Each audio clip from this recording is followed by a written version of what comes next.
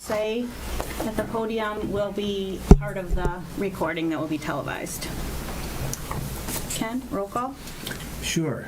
Blackburn. Present. Hageman. Here. Hedge. Here. Howard. Jones. Here. Craybill. Here. Mushigian. Here. We have a quorum of 6. Thank you. Do I hear a motion for the approval of the agenda? Also move. Second? Second. Any discussion? All in favor? Aye. Any opposed? Motion passes. Next is the approval of the regular council meeting minutes from October 23rd, 2023. Is there a motion to approve? I so move. Second? I'll second. Any discussion? All in favor? Aye. Any opposed? Motion passes. Moving to public comments not on the published agenda, I would like to remind everybody, if you approach the podium, to please list your name and address for the record. I'd also like to read the following disclaimer. Regarding any comments made during public comment, comments made by persons during public comment are personal comments and opinions and are not necessarily the opinion of the village council, and the accuracy or truth of such public comment has not been confirmed by the village. Would anybody like to come up and speak? Yes. Thank you very much. My name is David Huff. Hi, Ken. And I live at 32907 Bingham Lane. I've been a resident of the village for over 35 years. My wife has been here for over 58 years, so we've been here for a long time. So I passed out a letter to you just because I have a feeling I'm going to go over 15 seconds longer, and so it'll probably get. I'm sorry. I've lost my voice a couple of days ago, so my raspiness in my voice is not meant to be terse. It's just raspy right now. So, anyways, I'll start. I'm sincerely concerned about the council's demonstrated aversion in the past to work with us residents on issues that many of us find extremely important, especially those centered on the vision for our village. Residents have a desire to retain our tranquil, rural, and woodland character. Previous petitions submitted to the council have never been intended to become an us versus council divide, but rather an attempt to create an aligned vision and to have council work with residents for the betterment of the village. This is, after all, the council's fiduciary responsibility, the betterment of the village. Unfortunately, instead of working proactively with residents, the council has in the past taken oppositional positions. This is not a healthy relationship, and I offer the following as examples. When there was an open council seat, the process was controlled in December of 22 to not install the resident's choice for the position.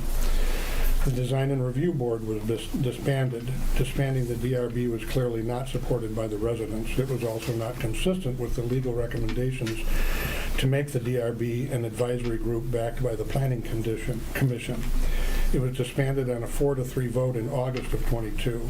The premise was that disbanding the DRB was done to avoid legal risks to the village, yet this is highly questionable as there was no precedent of legal action. Beyond that, the village council has the authority to act as an appeal process to avoid any legal concerns. Continuing residents' requests in May of 23 for a resident road advisory group has been ignored. Regarding council minutes, a resident letter endorsed by 34 residents in July of 23 requesting more informative minutes was summarily dismissed, citing litigation concerns.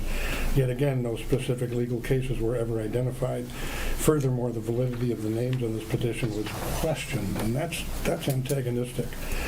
Next, a petition regarding the severity of tree cutting on Bristol Lane, dated September of 23 and signed by 100 residents, asking for a greater tree and woodland protection was again challenged by several members of the council. A few residents were actually confronted as to why they even signed the position. Such confrontation is not right. An extensive effort to strengthen our existing tree and woodland ordinance in July of 21 has been wholly ignored. The Bristol Lane tree cut timeline demonstrated a clear lack of priority by the village council to protect our tree character by the delay in responding and not prohibiting further tree removal. There is also disparity between the village manager's account of the timeline and that of Bristol Lane residents. Lastly, there is still no proactive forum for the council and the residents to engage in open and safe discussions. Council should be supportive of resident interests, not unreceptive. We need an aligned and compelling vision for the village, and we must work together to achieve it. Sadly, right now, we have neither. I therefore request an informal meeting with select residents and council members to work together on developing an aligned and compelling vision for the village. Thank you. And I know I went over, but I appreciate your allowing me that privilege. So thank you very much. Thank you. Anybody else? Yes.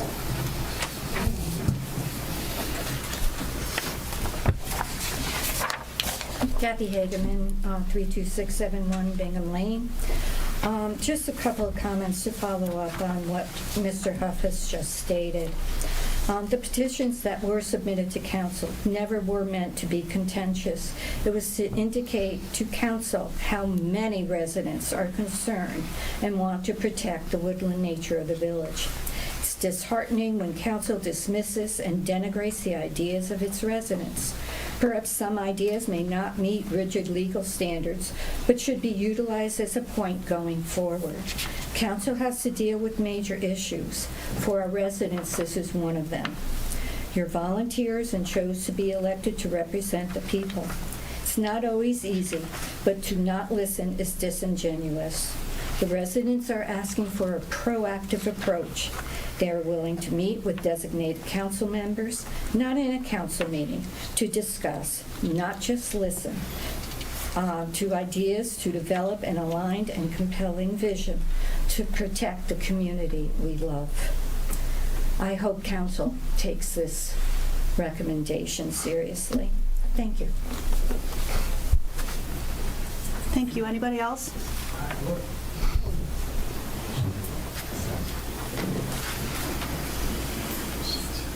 Seeing none, I'm going to move on to discussion topics.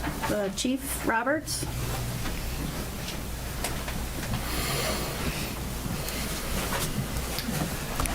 Good evening, everyone. Sorry. That's okay. Good evening, everyone. You have our written submission. There's just a couple of things that I wanted to mention in addition to the written submission. One is to highlight one thing that's in there, and that is a major fraud investigation that we're working with the FBI as it relates to a non-for-profit here in the Special Assessment District. We are working with the FBI on that case because of the large dollar loss to that not-for-profit, as well as the fact that there's interstate nexus, as well as actually international nexus to that crime, where the victim or the suspect has fled the country, and we believe he has also committed some crimes in other states as well. So we called in some friendship support at the FBI, and they're gonna give us a hand with that investigation. The other thing I wanted to mention, and you probably have seen an email from Ken about that, is that we did select a new deputy chief for the department, and I just wanted to go over his resume briefly with you all, so you all heard it. Obviously, he will replace me next summer when I retire, but the man's name is Kurt Lawson.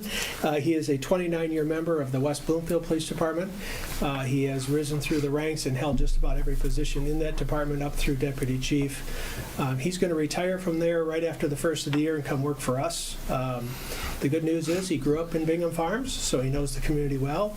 I went to Bingham Farms Elementary School, Groves High School, graduate of Eastern Michigan University's master's programs, FBI National Academy, Northwestern, or no, I believe it was Eastern Michigan's Staff and Command School. So he's got a great education and great background. We look forward to bringing him on. He's tells me he's going to be here for many years to come, so that's a great thing to have. So any questions you have about him, I'd be happy to answer. Ken was actively involved in the selection process there, and I think he'll concur with me that it was an outstanding choice. We had several great choices, actually, but Kurt rose to the top of the pile. So that's all I have, unless you have some questions for me. Yep. I noticed in many areas that the number of crimes recorded this year versus last is actually less. Yeah. Especially traffic stops, I think, on Telegraph, significantly less. Is that reflected in other communities around us? No, what you're going to find with us is that it's cyclical. So while we may be down now, it could come back in a couple of months, especially on the traffic side of the house. A lot of that depends on weather conditions and construction traffic and things like that. So some years are artificially high in those numbers. For example, when we had a major construction project on 13 Mile or on Franklin Road was the biggest one, we noticed huge increases in the number of traffic violations and citations that we wrote then. So some of that, it's hard to get an accurate measure as to what that really means right now. I would say that even though it's down, unfortunately, it may come back up just based on what we've seen over the years.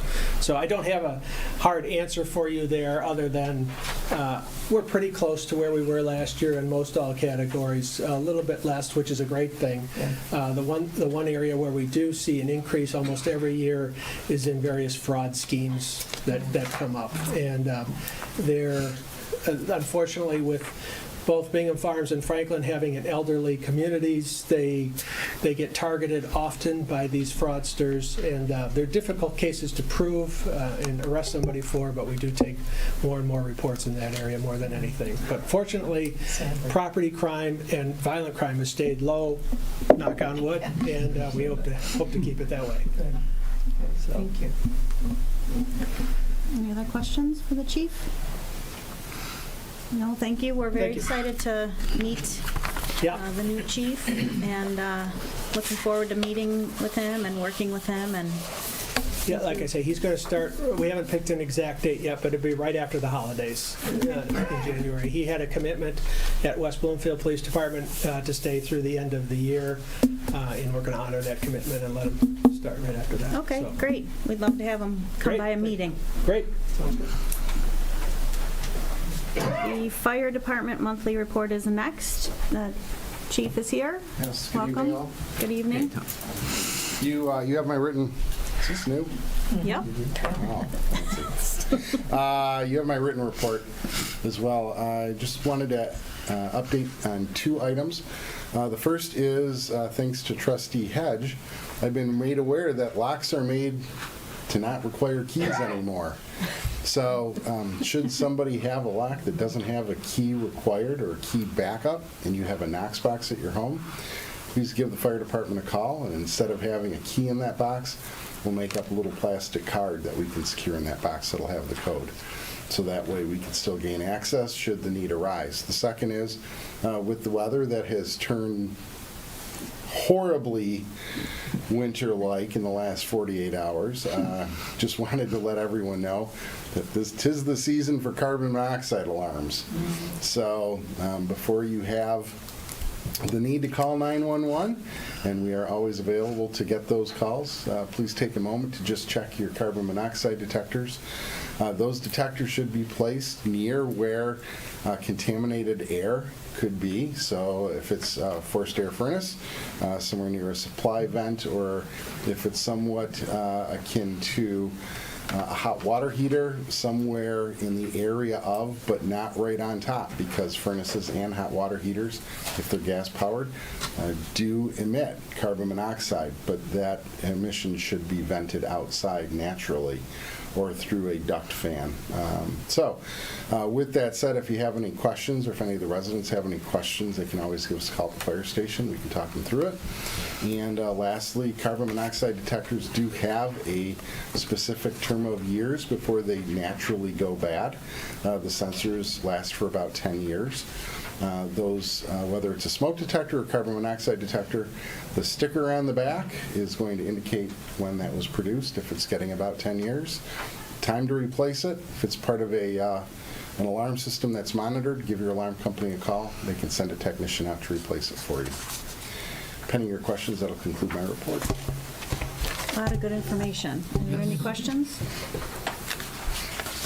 Okay. I don't think Thank so. you. Thank you for coming. Ken, we're on to manager's report. I got a couple things I want to remind folks of. Next Thursday, the 7th, is the last day for yard waste collection. Make sure you have your bags out. Don't put them out after that date, please.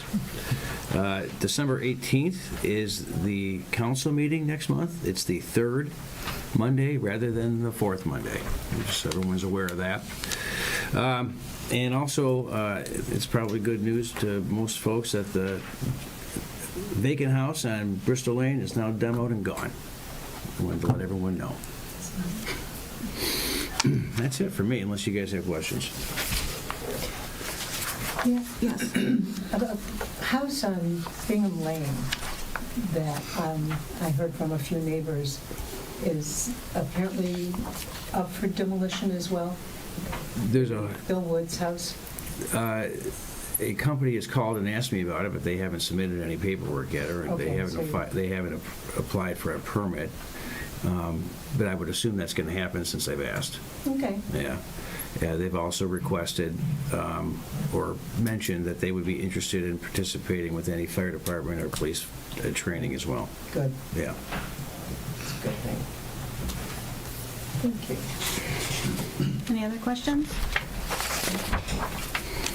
Thank you for staying on that Bristol Lane house. I know a lot of people have been waiting a long time for that to take effect, so I'm glad we got that done. Next is the Economic Development Coordinator's report. Deb, do you have anything to add? No comment at the moment unless there are questions. Any questions? Yes. More of a comment than anything else. You went to a seminar on invasive and native species. Not a seminar, just the monthly meeting, sir. Oh, okay. I was thinking if you could maybe put some of that information into the village letter, it would be helpful. Obviously, a well-done version of, and maybe some pictures would be useful and grateful, just so we know that it's Just got to go. right. Just to double check, you're talking about getting a report on the invasive species, what to look out for, how Yeah. to treat them. Okay. So I noticed you said you got some packets available when they are, but this way then we give everybody a chance to look at it. right. Well, as soon as we have those packets, we're going to have them in physical and digital. So I'll be able to provide you the originals, and Okay, it's going to be great. way more informative than any report I can make for you. So Okay. if you, they should be ready now, so I can email them and ask if they are tomorrow. But if they're not, probably within the next week or two, they should become available. Perfect, thanks. Yes. How's the census going with the office buildings?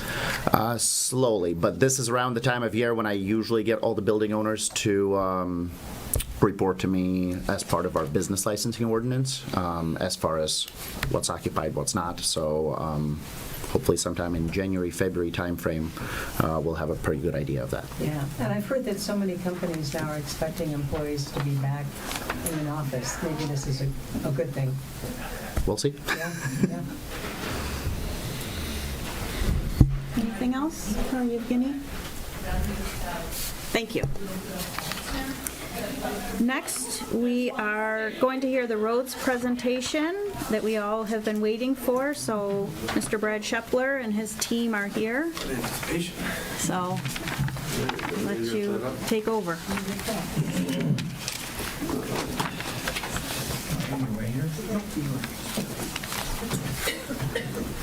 You gonna click for me? Hey, Jim, you want to move over to that other chair so you can watch? It's up to you, of course. There's You one wanna of slide over one of these phone. spots too? Just don't answer the phone if it rings. Thanks. My name is Brad Shepler from Hubble, Roth & Clark. I'm here with Bill West, who is our roads guru, and Andrew Johnstone, who's a staff engineer in our office working in the village of Bingham Farms. We're here again to talk roads. Since the last time we were here, we had a chance to look at our pavement core analyses that we did and the PASER ratings. We're here to give you an update on what we found and some of the cost-effective solutions that we could bring to the village. So the agenda is, all right, go ahead. Next one. So we were here in April of 2020, or we were here in February of 2023 to go over our April of 2022. Sorry, if anyone can't see. The original cost estimates were pretty much a major rehab and a total reconstruct type of scope. Just because we didn't really have any information on the soils or more than the visual observation of the roads. Next slide is the costs that we projected at that time. So at a $12 million to $17 million cost range. Since we were able to perform the pavement core analyses. Now this is a sample of what we kind of looked at. This isn't from Bingham Farms, this is from South Lyon, but soils and roads are pretty much universal. So this is kind of what we looked at. We went through, you remember some of the slides we had last time where we showed you graphically where the roads were, what the pavement thicknesses were, what the soils underneath them were. That was just the first step in gathering the information. We hadn't gone and analyzed it and looked at the different pavement techniques that we could use to... I'm going to interject and say, after we... Go ahead. I just want to follow up. You did it, so go ahead. After we got the information about what the pavement thicknesses were and the thickness of the base soils and the quality of the soils beneath those, we went out and did I went out and did a detailed pavement condition survey of all the routes, and to look at, beyond just developing a PASER rating on a 10-point scale, look to see what types of distress were out on the pavements and the magnitude of that distress. And we developed for each route specific recommendations for shorter term and longer term rehabilitation options. Okay, so going to these November 2023 estimates, we refined a bunch of the estimates. Some we couldn't. So you see the ones in bold on your right. It's the same kind of list that we had before. The ones in bold on the right were roads that we were able to develop a capital preventative maintenance solution for the road, which is a lower cost road improvement to prolong the useful life of the road.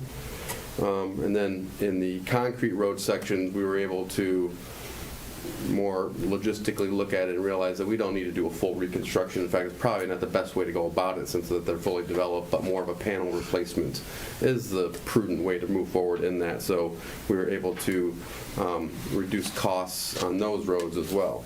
So from the April 22 cost estimates to now, obviously we've had a lot of inflation in the last couple of years, so that's kind of affected us a little bit, but we were able to reduce the projected cost range from 12 to 17 down to pretty much 9 million to 15 million. And you have in your packets the breakdown of each one of those roads and the two different alternatives that we garnered. The one area that really couldn't come up with a good cost-effective solution for was south of 13 Mile, Bristol Lane, Bristol Court, Sager Court, Brittner Court. The soils there are not conducive to doing just a surface treatment, which is what the capital preventive maintenance is. And the conditions of the pavement there are bad enough where those types of treatments wouldn't be good choices anyway. Yeah. So the Cape Seal type solution, which is sealing all the cracks, and if you want to describe the Cape Seal, you can do a much better job than I can. But that saved about 70% off of the major rehab, and then there's also the mill and fill, which is you mill off 2 inches of asphalt, put 2 inches of asphalt back on. That saves about 40 to 45%. I'm sorry, 50 to 55%. So if you want to describe the Cape Seal a little bit, what it is, how it works, that's the most cost-effective solution we can find right now. But the roads in the shape they're in, not all of them are in the best of shape. We can only do those on a select number of roads. I believe those roads were Bingham Lane, Brooks Lane, Old Orchard Trail, and From Court were the 4 roads that we thought that we could do this Cape Seal type treatment. And then Bingham, Hickory Hollow, and Shagwood would be a mill and fill. or a mill off of 2 inches to put 2 inches of asphalt back on. So for those that are familiar with what the Cape Seal treatment refers to, a route that would get that treatment would, initially, the worst of the worst locations would be identified for a full depth repair to ensure that we've got something to work with. And any cracks or other areas in the remaining pavement that we're not going to do a full depth removal on, but needs to be improved prior to a surface treatment, those cracks will get treated. And the Cape Seal is, I like to refer to it as a heavy-duty paint. It's a mix of sand and asphalt, bitumen kind of material, and some chemicals to provide a smoother surface, of a decent soil base and a little bit of asphalt underneath it. You can improve the surface and extend the good qualities of it for another few years. And also seal the roads so the water doesn't get into the cracks and into the base aggregates and sands and stuff. That is which correct. is key. It's one of the mechanisms we have at our disposal to keep pavements in decent condition, to continue them in good condition. So that was, I know, the gist of what you wanted us here for, but on the next slide, we do have all the slides from the last presentation. If you would like us to kind of go through some of that information again, Bill would love to talk about all the analysis they did, all the information that he collected. So if you want to hear, I know you want to hear about costs and what we were able to do in terms of providing more cost-effective solutions, finding more cost-effective solutions. I feel we did that on as many roads as we could. Just those Bristol Lane roads down there, they need a little bit more effort. I think it would be nice to just sort of recap, maybe not, all the details, but just sort of, Sure. the more information we can get to people, the better, and if they missed it last time, just, kind of an abbreviated version, I think would be nice to go through. What parts of it would you like to be recapped, or what part would you like to talk about? Does anybody have anything specific that they are One of wanting the to questions hear? I had was, you list 1 through 14. Is that the order you think things should be progressed in? Or is that just an order that you have They to were put just them in together? order. They just had to be assigned a number. Okay, I believe they're in alphabetical order. okay. Yeah, I think actually that's what they were. Yeah. Going with the rehab as opposed to rebuilding the road, what's the expected length of use of that road after that particular methodology? Well, a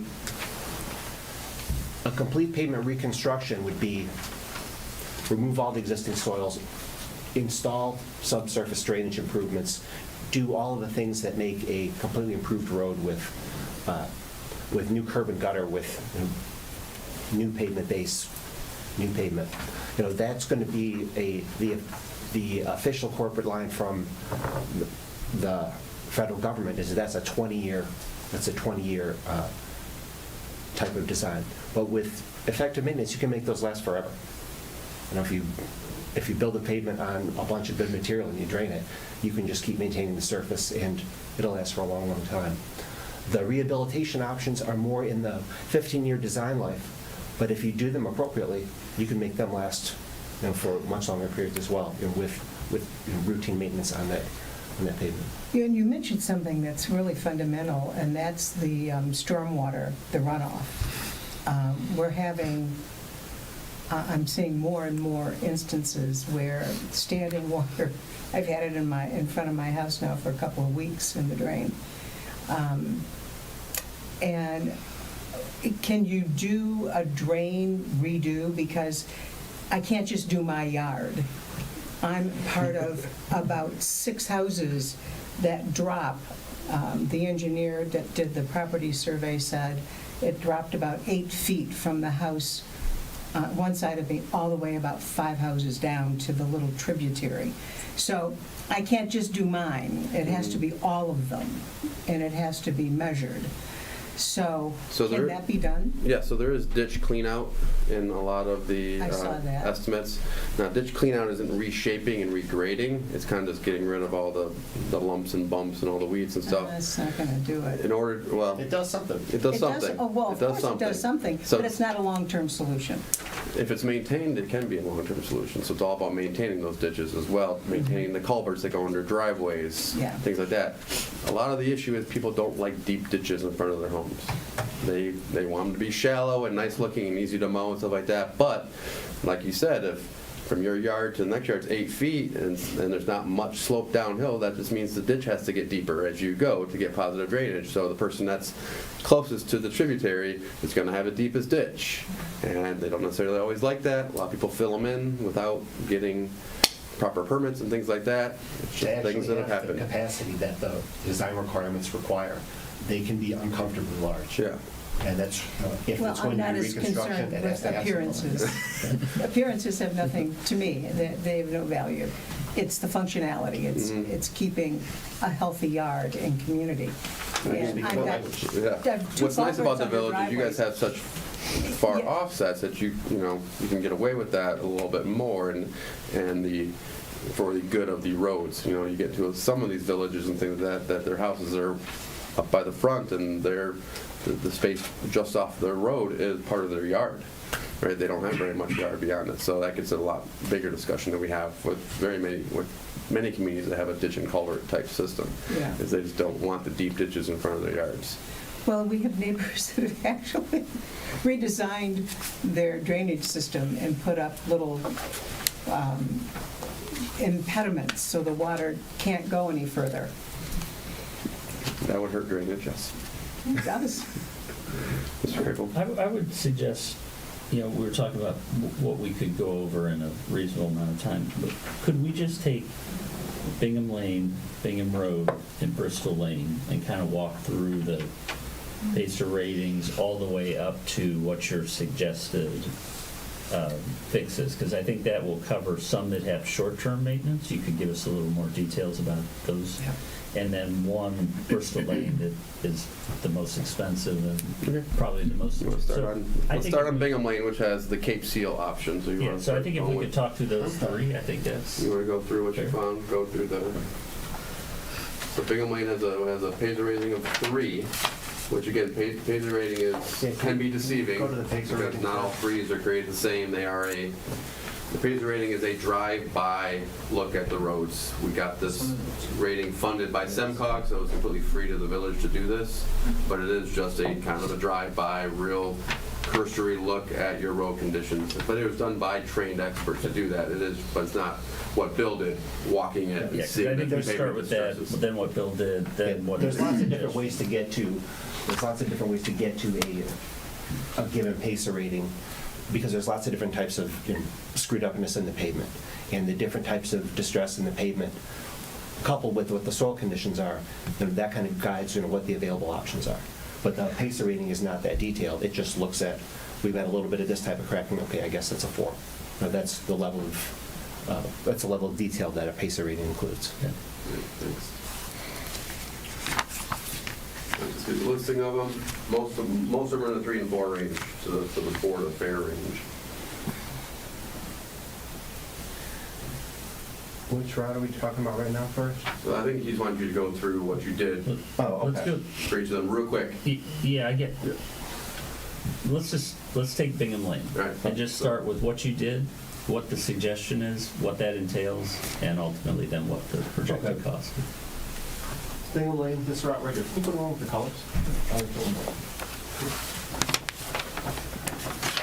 Bingham Lane is this route right here.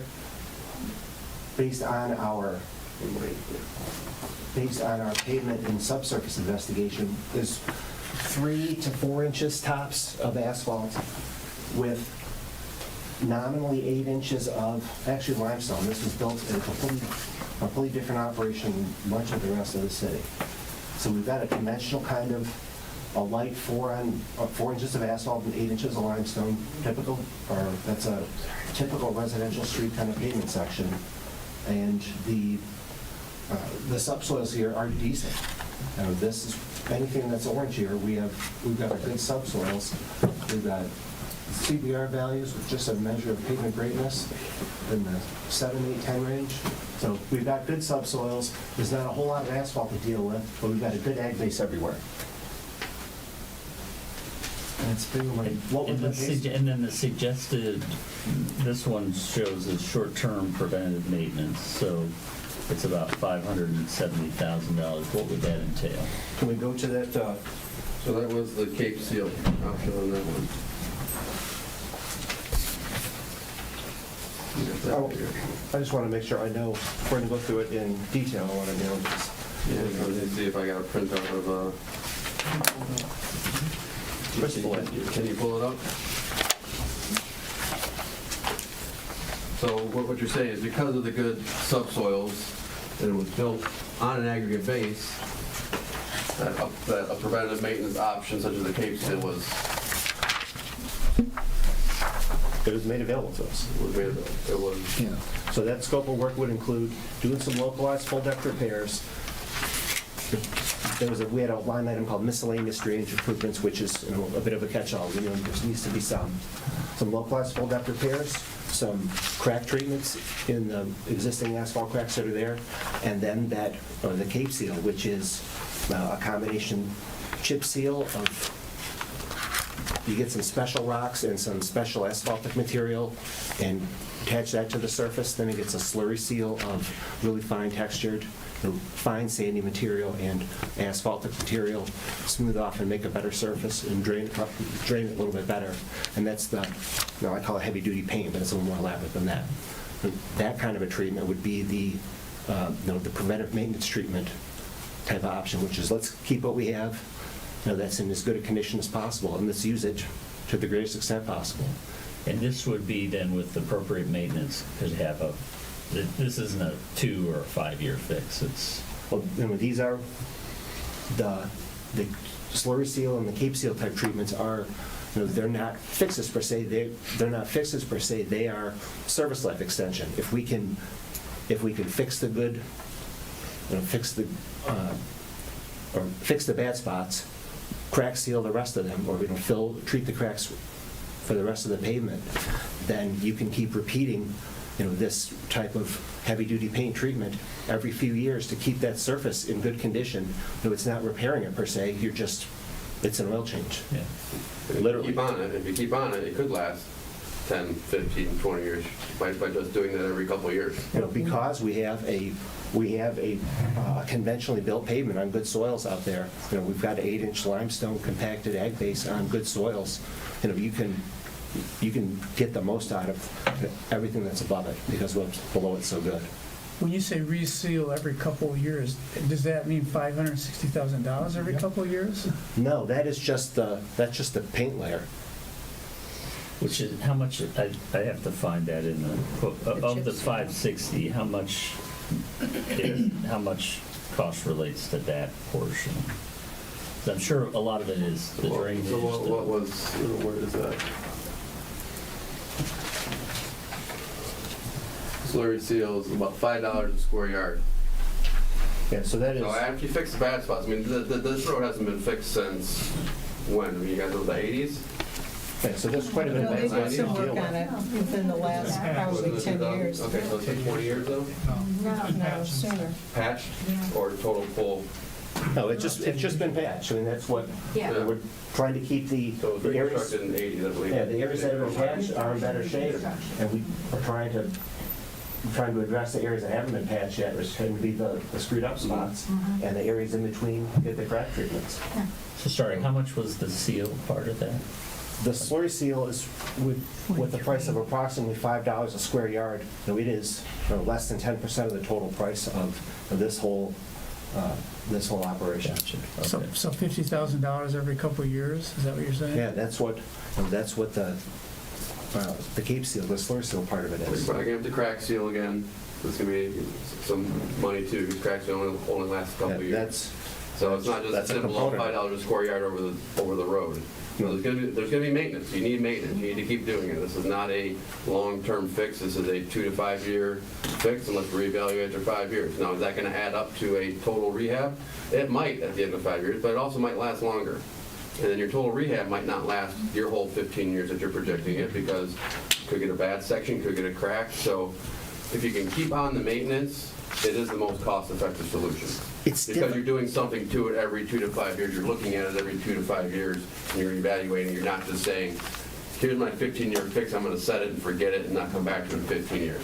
Yeah, it's difficult to think of it that way, that it's more efficient to use some of these shorter duration, less robust treatments to go with the heavier duty treatments when they're appropriately applied.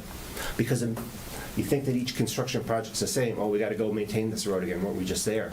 But you can get a much better bang for your buck when you apply these light duty treatments and when the pavement and soil conditions warrant it. And you can, if you apply these right, and yeah, there's a little bit more hassle to actually look at it and think about it, when to apply it, and look at this condition, it's getting bad, we got to do this. But you can spend your money most efficiently that way. And that's what we're trying to do here. What's the difference between chip seal and slurry seal? There is such a perverted language of all these different seal products. Every one of these, chip seal, Cape seal, Texas under seal, there's all kinds of different colloquial terms. They're different combinations of a black sticky layer that works as an adhesive, Yep. some small crushed up stones, and maybe a layer of just emulsion, just liquid on top of that, or it could be a layer with liquid and some sandy material, and then mix that all up in a salad and pull 2 of them out, and that's one product. And then take 3 of them together, and that becomes a different type of seal. I mean, that's, Yeah, we did one of those when the road went in.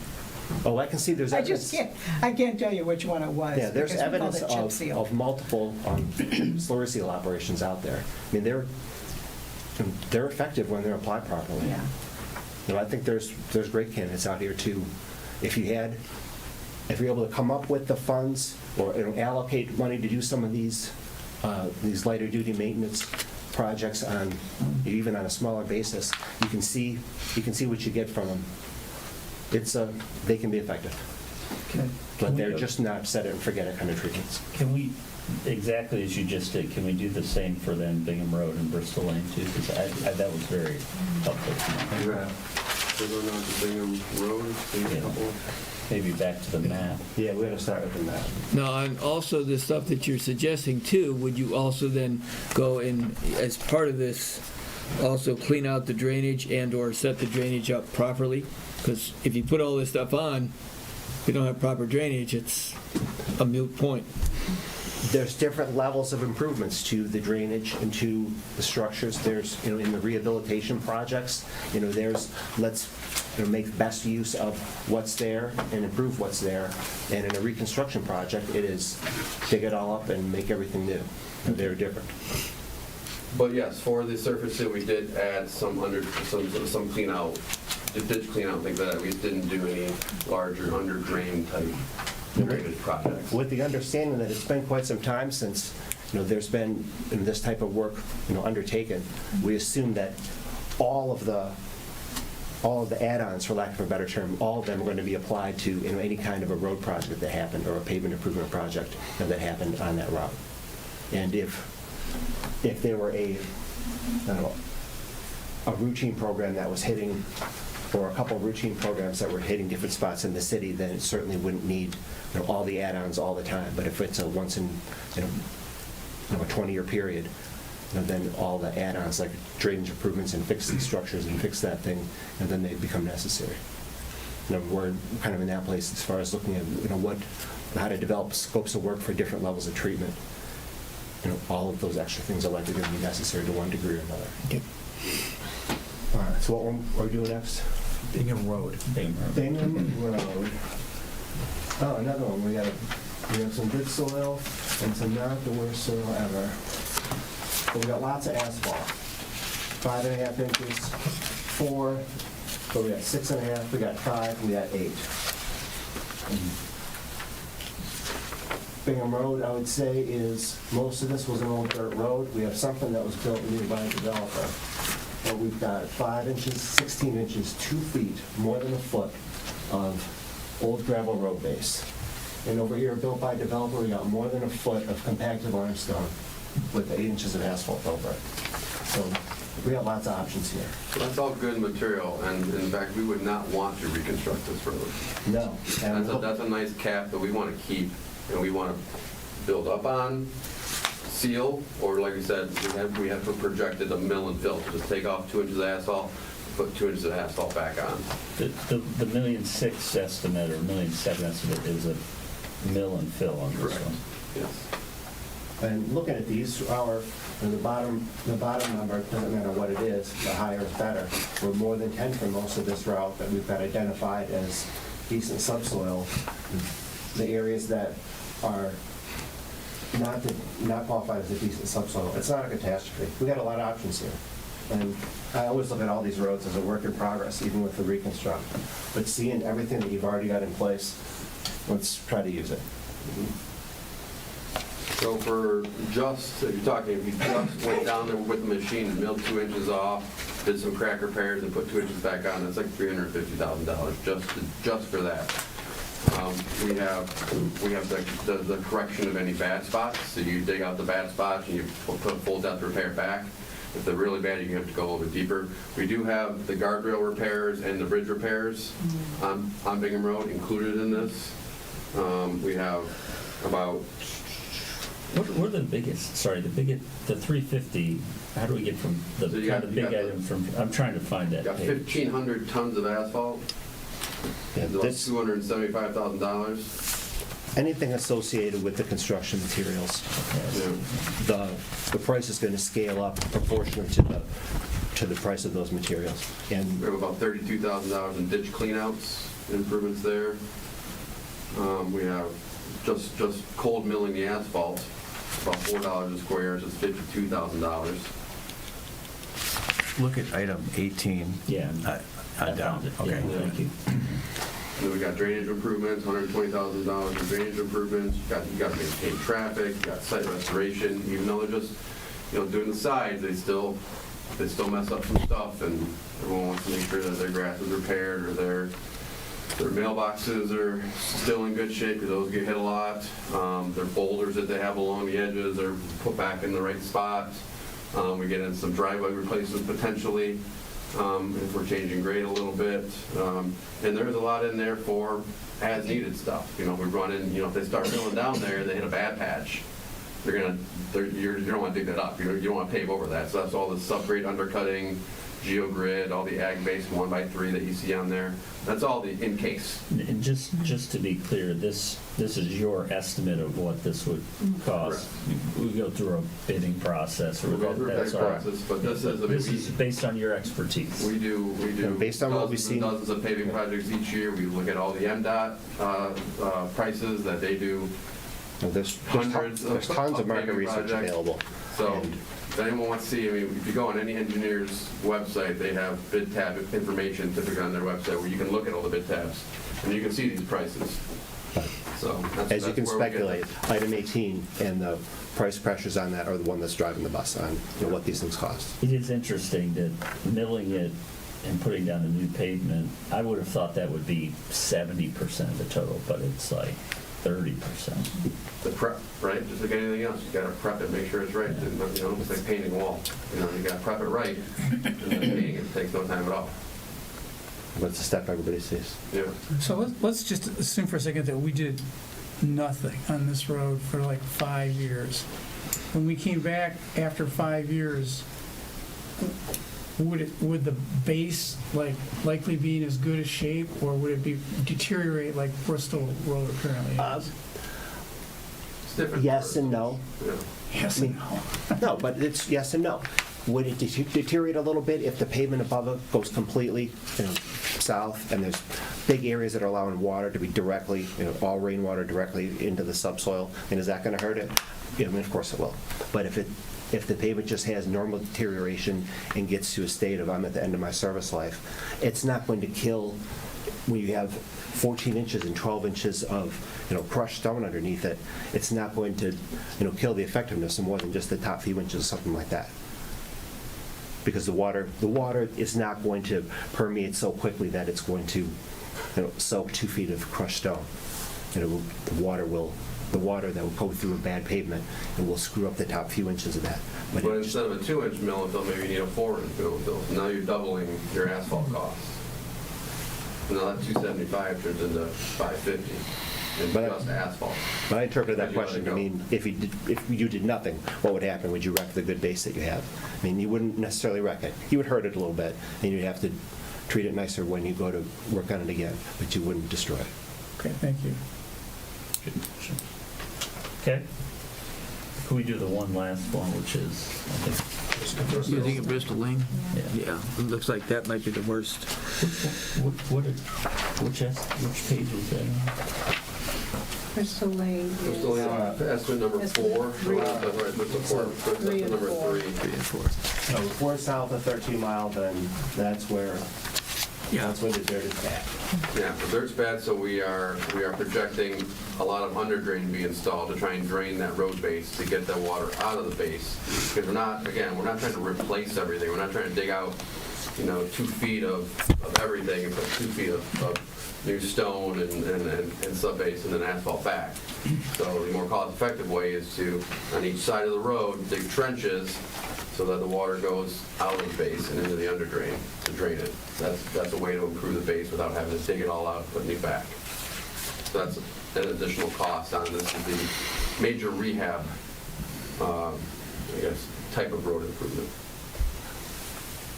This north part of Bristol Lane was built about the same time Farm Lane and Coach Lane and Old Stage were built, because they all have a foot or more of crushed limestone, which was not imported out here that often, and was definitely done by somebody that was trying to develop this whole area and do it all at once, and not something that was developed organically like old dirt road that was improved over 100 years, like Bingham Road. But the soils underneath it are crappy soft clay, and there's 4, 5, 6 inches of. That's a technical term, too.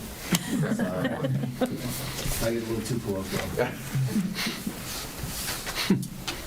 But there's a bunch of soft clay, and at least there's a bunch of developer installed limestone above it, but there's 4 or 5 inches nominally of asphalt that's pretty beat up in that area. And Bill can talk more to this because he's a more specific guy, but clay drains sideways, not down. So you want to cut it so that it drains out in the layers. The cul-de-sacs that connect off of Bristol Lane, I think they were dirt roads for a period of time because they have decent soils underneath it, but the pavement is completely destroyed everywhere. And those, we don't have any other options other than to go take all the existing asphalt off in those locations. But all this has manifested itself based on the fact that we've got the soft clay, which is the worst material to build pavement on, and it doesn't have a ton of underground drainage to pull all the water away. And this is just the nature of building pavements and fighting with Mother Nature. That's where we are in the south of 13 Mile. So we can go to the scopes of work for those. And they're going to be more robust than things like Cape Seal. So you can see there all the pavement is, the asphalt itself is a heavy hitter on there, but you also got the under drain and the clean houses, a good $400,000 in putting a drainage system in portions of it, not to mention the miscellaneous drainage improvements, which would be culvert improvements, ditch clean out, cross culverts, things like that. 8, 9, 10, and 11 are all items that were estimated at greater frequencies here because the poor soils would require the extra improvements that those work items had. It starts to cascade when you go from building on sand and gravel, better dirt, to building on a bunch of soft clay. Just everything gets more expensive. It just requires more stuff to make it happen.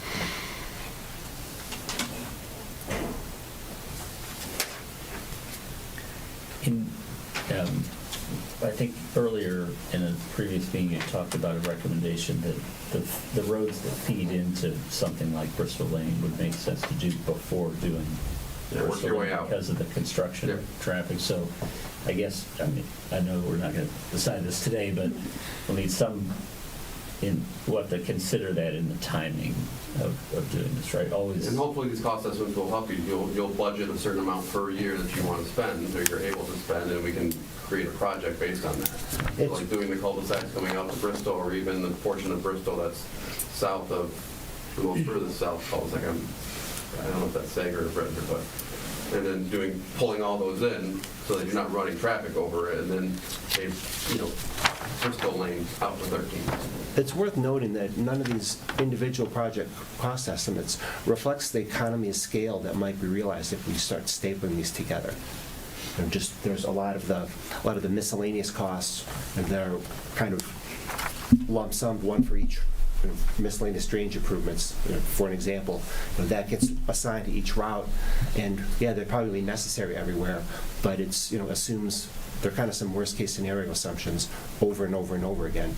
And pricing for those items, as well as pricing for just the things that would increase linearly, pavement milling and buying new stone, buying new asphalt, they are going to be lighter on a unit or less on a unit cost basis if you can connect some of these different routes together in projects. Yeah, so you want to pair, like if you're doing all the Cape Seal jobs, you want to pair them all together. So you get a specialty contractor that does that.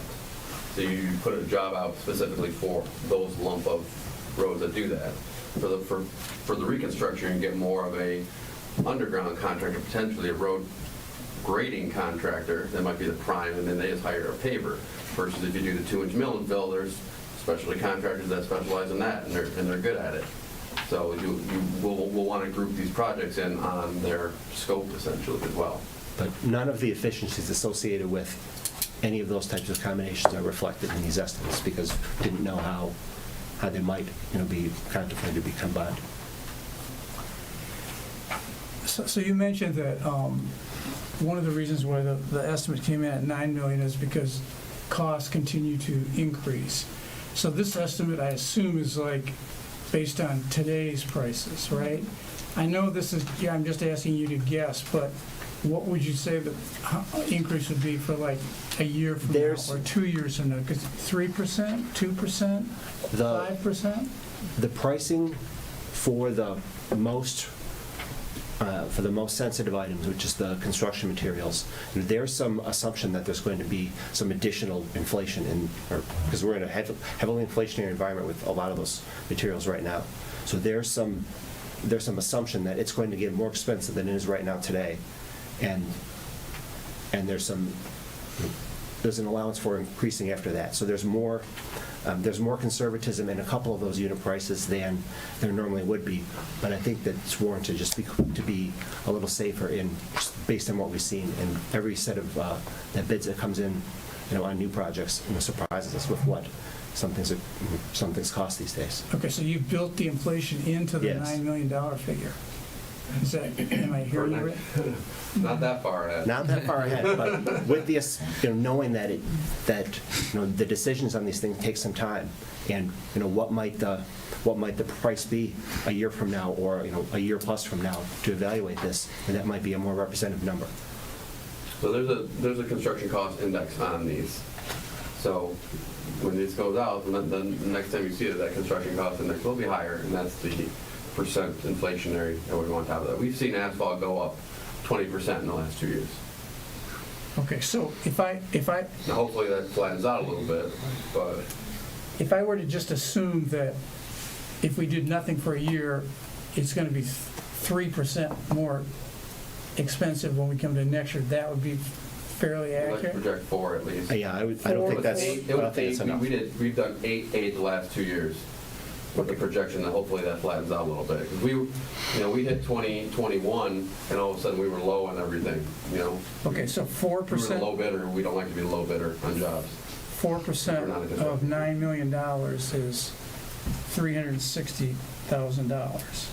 Except that there is a construction contingency fee of 25% that's already been added to each order. So if you're looking at Bristol Lane estimate number 3, the construction, it's $422,000 they've already added to the order for contingency fees.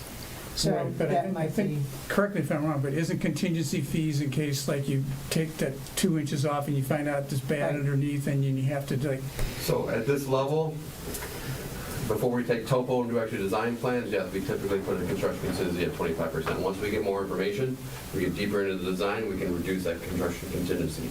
We are dealing with underground things.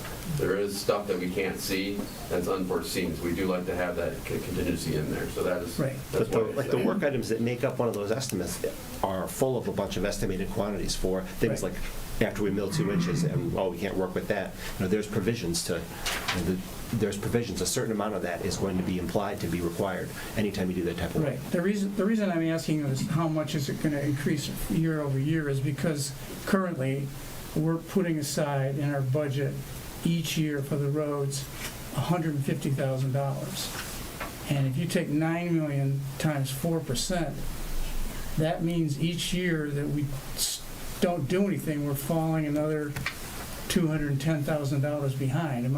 Is my math up on that? Potentially, yes. Yeah. All right. I mean, I would project that, yes. Now, in 3 years, you might be super high because it may plateau a little bit after this hike, but to be conservative, that's at least what I would go, yes. Thank you. Just one, it was very helpful on that level of detail for this, so thank you. I mean, we can do some more if you want. I mean, I like it. That's what I want. Other members may have other questions. We can do it after. For me, that's fine. Just one last question, this is really the details, but when this, let's say we decided to do a road thing, and you go out and get bids, when you get a bid, it's not a fixed number, right? It's, you'll go through a design plan, you'll come up with options, you'll bid it, but it's not a guaranteed amount from a contractor, right? It's still pending them digging stuff up, or? If we're doing our job, it's a guaranteed amount, yeah. And we try and get the contractor to come in on, we try and have enough contingency in our items based on, Bill's look at it and say, okay, we can see distresses in the pavement where we think there might be undercuts. So those would be the biggest thing, the undercuts. We hope that we're estimating the asphalt prices correctly. So we hope when the contractor brings his bid in, we have enough quantities in there for things that we can hopefully project. We can't project everything, that we can bring the contractor in around his bid price. When we come to you and we award the contract, we always like to ask that council award the 10% contingency on top of that for the village manager to kind of work with. If there is something here, there's a fence or there's a mailbox that got knocked down, or there's, hey, we need to do a little bit more drainage improvements over here, can we do that without having to come to council every time and ask for permission to go above the contract award? So Similar it's to- an almost fixed price. It's an almost fixed price. Similar to- Try and keep it, that's our goal as construction administrators, is to keep that there.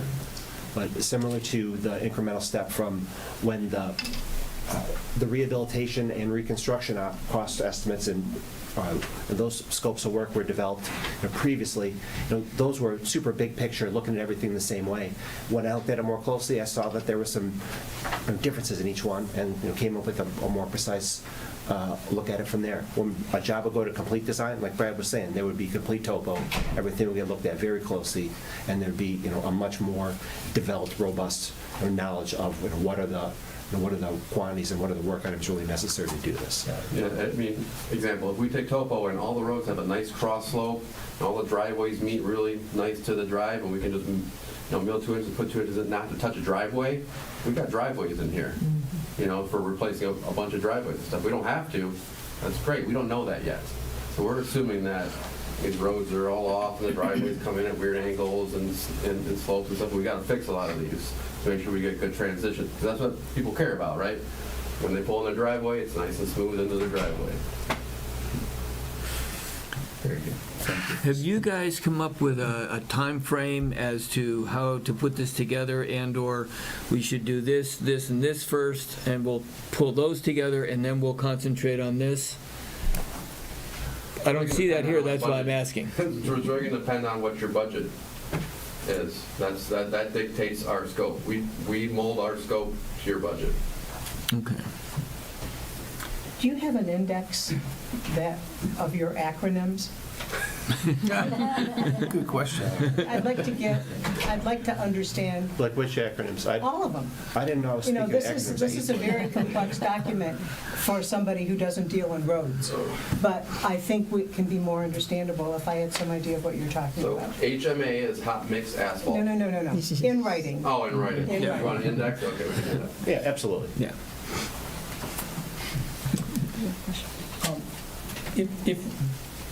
Let's just say, this is not the case, we've not talked about it, but let's just say we decide we're gonna do a road next paving season. How far in advance do we have to like make that decision to like be able to like do bids and get someone to work on it? Like, clearly they're not gonna do it this year, but now. The magnitude of what you mean by do the road, as the scope of work increases, the amount of time beforehand also Yeah. increases.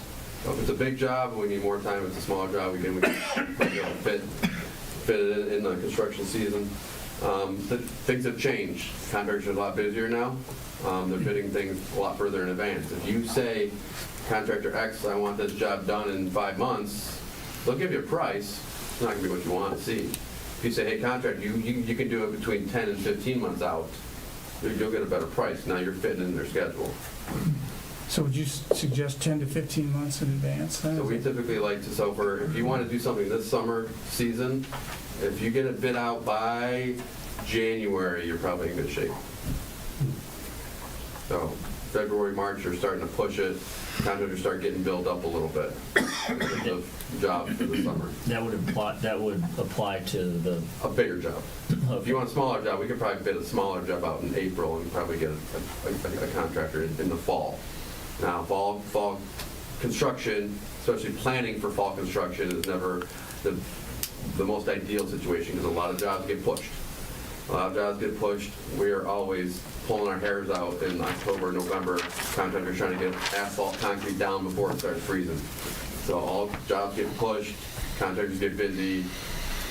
So we don't typically like to plan for fall construction if at all possible. We want to be your first on your docket in April, May to get going. So if we get pushed a little bit, we're pushed to July and not November. ideally, we're a year out. Yeah, it's going to be at least because we need to go to bid. Well, we have to figure out what we. Yeah. One final question, I guess, at least on my list, is, I know this is not your area, but do you know of firms who consult with villages on how to finance this kind of stuff? In other words, someone who would be able to guide us through what the best way to get money for this Bill is? Patton, Esquire? Yeah, It's expensive. I think he's our go-to guy. We do a little bit. I mean, we've done enough road programs for finance, and we can help, but there are agencies that can help. There are financial. We can ask around and see if there's any that's specialized. Or if you want something more engineering economy scale, we can help you out with that. Okay. What do you mean by the latter? I don't understand. Engineering economy, where you're going to spend you want to bond some, if you do a millage, you're going to collect so much per year and collect so much, and then we can plan out how much it's going to be at year 5, and we can project a project for that amount, and then, next 5 years, you're going to build up that much. We can put a financial model together. Again, it's not going to be super high tech, but it'll be enough to be conservative and get you in the right spot. But if you want something that's, actuarial, no, it's not. We're not that. Just one last question. On the estimates, what is the engineering survey, geotechnical, and permitting, the 25% that's added? That's to include the cost of design services, additional soil and pavement sampling if necessary. Topographic survey, design, putting plans out, the bidding services, the on-site observation, construction administration, doing pay applications for the contractors, coordinating the contractors, coordinating with RCOC, which is the Road Commission for Oakland County, which has jurisdiction over 13-mile road. There, we're going to have to coordinate with them for traffic control. Because that, any permitting that's near a lake or stream, if we're doing any culvert improvements, we need to get EAGLE, which is another acronym, sorry, it's the Environment, Great Lakes and Energy. So it's the old Department of Environmental Quality. We have to permit through them. All those activities All the other stuff take that has money to happen. to do all that. I was just curious because it's not a flat rate per job. Like for one road, which one? Correct, so Bingham industry Road, it's standard. $132 Standard is per about foot. 25%, so that's. And for Bingham Road, the other job doing the partial, it's $64 a foot. So I was just curious that it's not a consistent number per foot based upon the road. So I can tell you, if you go with the Cape Seal type job, we'll be able to beat that 25%, it'll be less than that. Yeah, I mean, that's We don't need to- a high-level estimate It's a of high-level estimate, what the but for the soft road costs might be. reconstruct, so there's a lot of work and effort that gets into putting plans together, depending on the size of the road, the length of the road, how many plan sheets you need, how many different types of details you need, and things like that. For a Cape Seal type job or a mill and fill type job, we might not need to get topo on a mill and fill type job, but there's put pavement back and take pavement up, put it back, we might not need it. Now, if you want drainage improvements and things like that, then yes, then we're gonna need topographic survey to see where stuff flows, where stuff goes and things like that. So all that'll be more detailed when we get into the actual scope of the project. You say, we want to We have do a this lot of road, that. this road, and this road. Yeah. Okay, here's what we need to do on this road, here's what we need to do on this road, here's what we need to do on this road. We can give you proposals for all this and say this is a more detailed scope of our services for each one of these mini projects, if you want to call them that. Thank you. Nobody asked, but I know someone's thinking, why are these crazy things here? I was just going to say, can See, you show us your show and tell before you My show go? and tell. For another community, City of South Lyon, as part of their Let's Educate the Public regarding upcoming road millage, they commissioned us to do, we did a large scale, one of these collect pavement cores and do soil sampling all over the place throughout their entire road network. And I came up with 3 representations of what the top couple feet of your pavements look like here. Don't let me borrow 2. There's 3 representative ones of the current types of pavement they have and how those, what you have underneath them and how those things decay. And there's an example of what a reconstructed pavement would be, where I have a new perfect asphalt core and there's new perfect limestone aggregate base, and I have some great improvements in like showing what an undercut looks like. But they absolutely love them, and there's 2 big displays right in the middle of City Hall there, and it's been really effective for them to just communicate what we're trying to do here. And I just brought these as an example, and I borrowed them under the premise that I have to bring them back tomorrow morning. But I thought it might be interesting, that's all. You want to explain what each of them, Oh, sure. why the one deteriorates from the bottom, the one One of closer the- to Bill there? One of the developers in town did a lot of what the industry sold as deep strength asphalt back in the dark ages. It's full depth asphalt to me, so there's nothing about it is strong.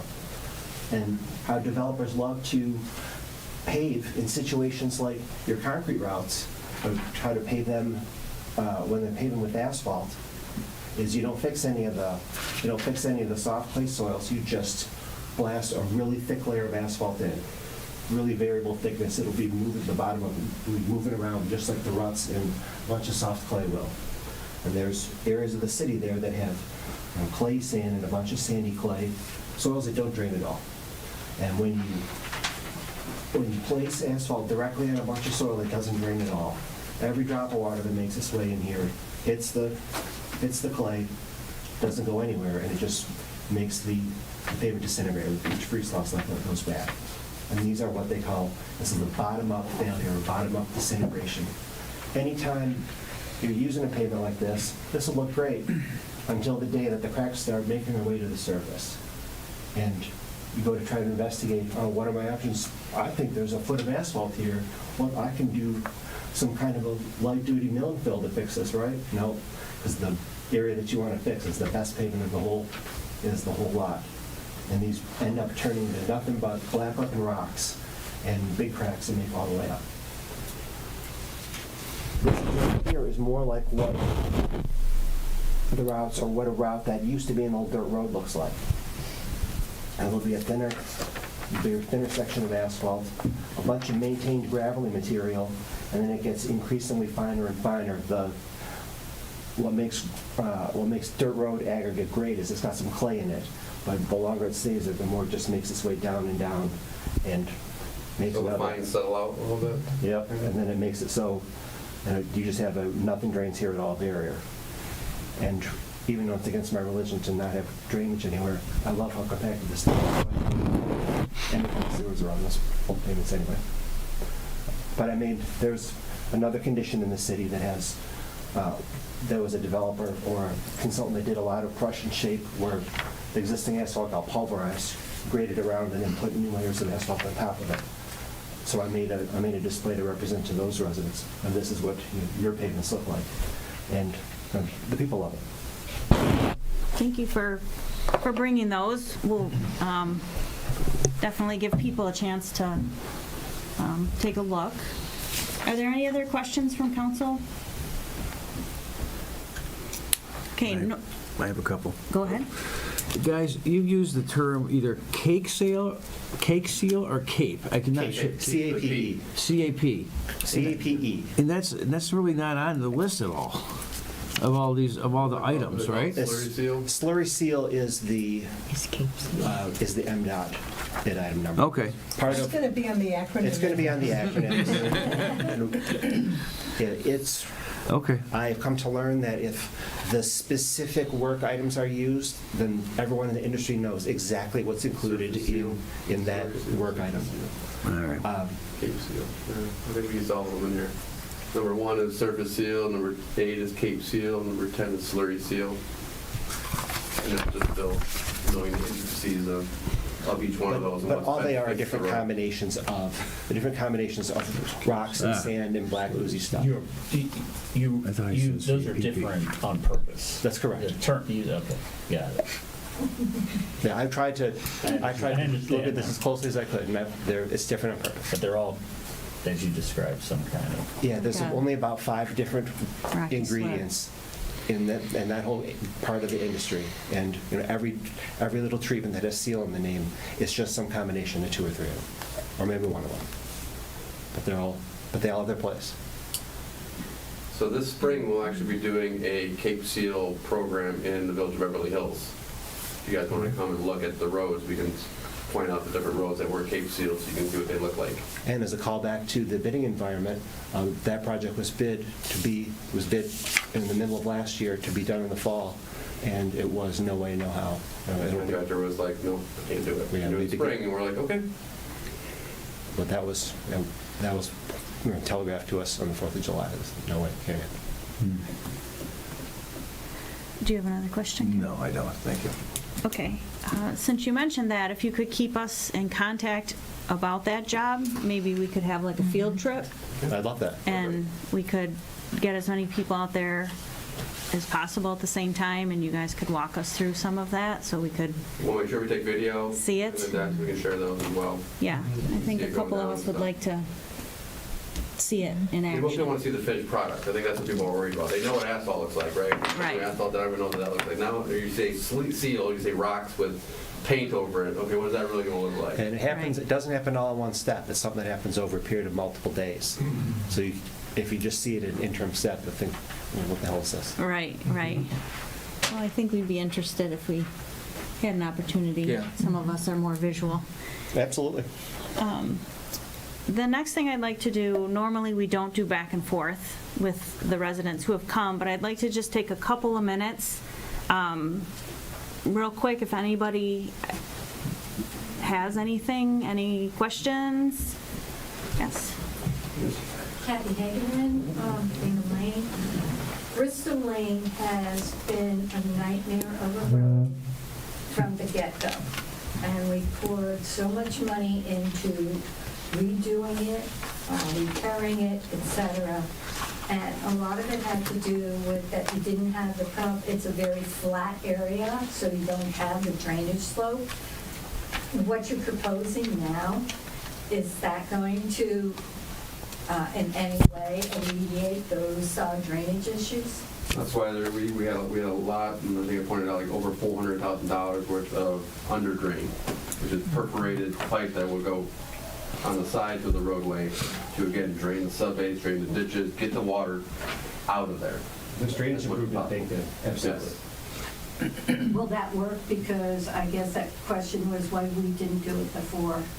It's expensive. And it costs money. That's why. what it would Yes, it just takes so much. So money. When people look at capital costs and they don't realize that if you don't spend capital, it may hurt you down the end. I see them on the highway. So I mean, that's the intention, and we'll go over it with, whoever wants to, if they want to have a committee or whatever, we'll show you. I think we got, actually, go to the PowerPoint, I think we got a couple of details of what a under drain type system is. You could do it one of two ways. You could put the 6-inch flexible stuff that you see on hoses that goes down on the end of the road, or you could put the bigger pipe in the ditch, which is called ditch enclosure pipe, and you can shallow up the ditches, and it's a bigger pipe that can drain more water away.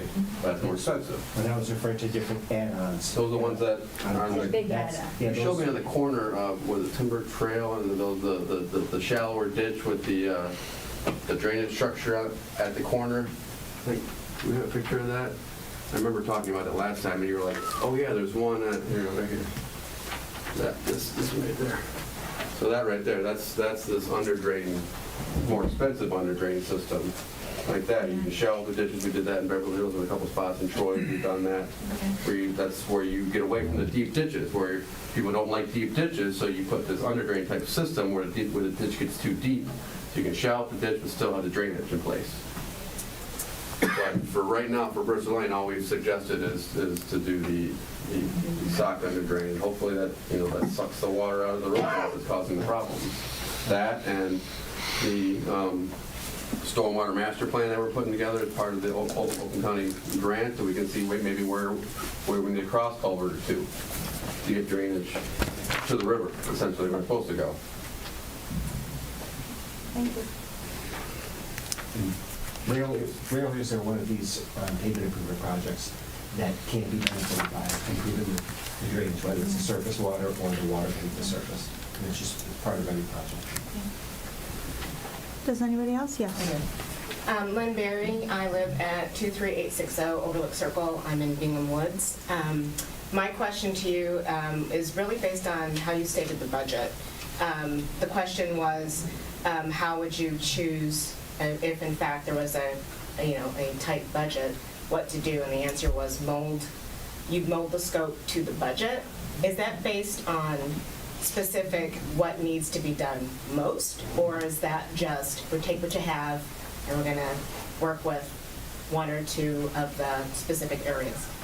Well, if you tell us you have $300,000 and the one fixed for $300,000 is the best road in the area, we'd probably tell you to save up until you got more money to do one of the areas that's more prioritized. There are roads that are worse than the others. Most are in that 3 to 4 PACER rating scale, though, so they're all kind of similar.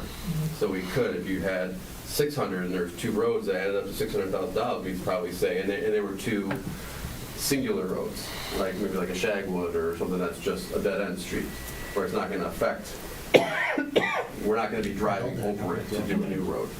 So that's one thing we don't want to do, is we don't want to do a road that we got to get to another road and drive over that brand-new pavement with construction equipment. So that's how I said when we would mold the project to the budget. If there's no project that fits in the budget, we'll tell you to save up more until a project fits it. Complicating that, some of the more preventive maintenance things, some of the more preventive maintenance treatments we're talking about here, they need to be applied when the pavement's at a certain level of greatness. So we can't just wait forever to apply those types of things. And then it just changes how you got to look at what needs to be done next and what needs to be done on each route individually. Excuse me, I don't know what the hell just happened. I have one more question. Sure. You talked about looking at the drainage that is along Bristol Lane and looking at ways to alleviate some of that water. Where does that water go? Bingham Woods is right across the field from Bristol Lane, and I want to know, where does that water go as it tries to enter river contributory, as you guys are looking at the So we have a landscape? stormwater master plan that's underway right now through a grant from Oakland County. So we are mapping all the contours of the entire village to see where this is supposed to naturally go. And that's really what we want to maintain is the natural drainage. Now, the natural drainage starts to impact something because the developer didn't anticipate that, then we need to come to a solution on how to not negatively impact any downstream areas, communities, et cetera. So that's part of this the stormwater master plan that we will be doing as well. So hopefully they'll tie in kind of together. Hopefully we'll have that in a pretty decent shape by this summer. So we can't really move forward until we have that plan anyway. Which I think was in line with, we knew we weren't going to get any direction on roads until fall of 2024 anyways, so. Yeah.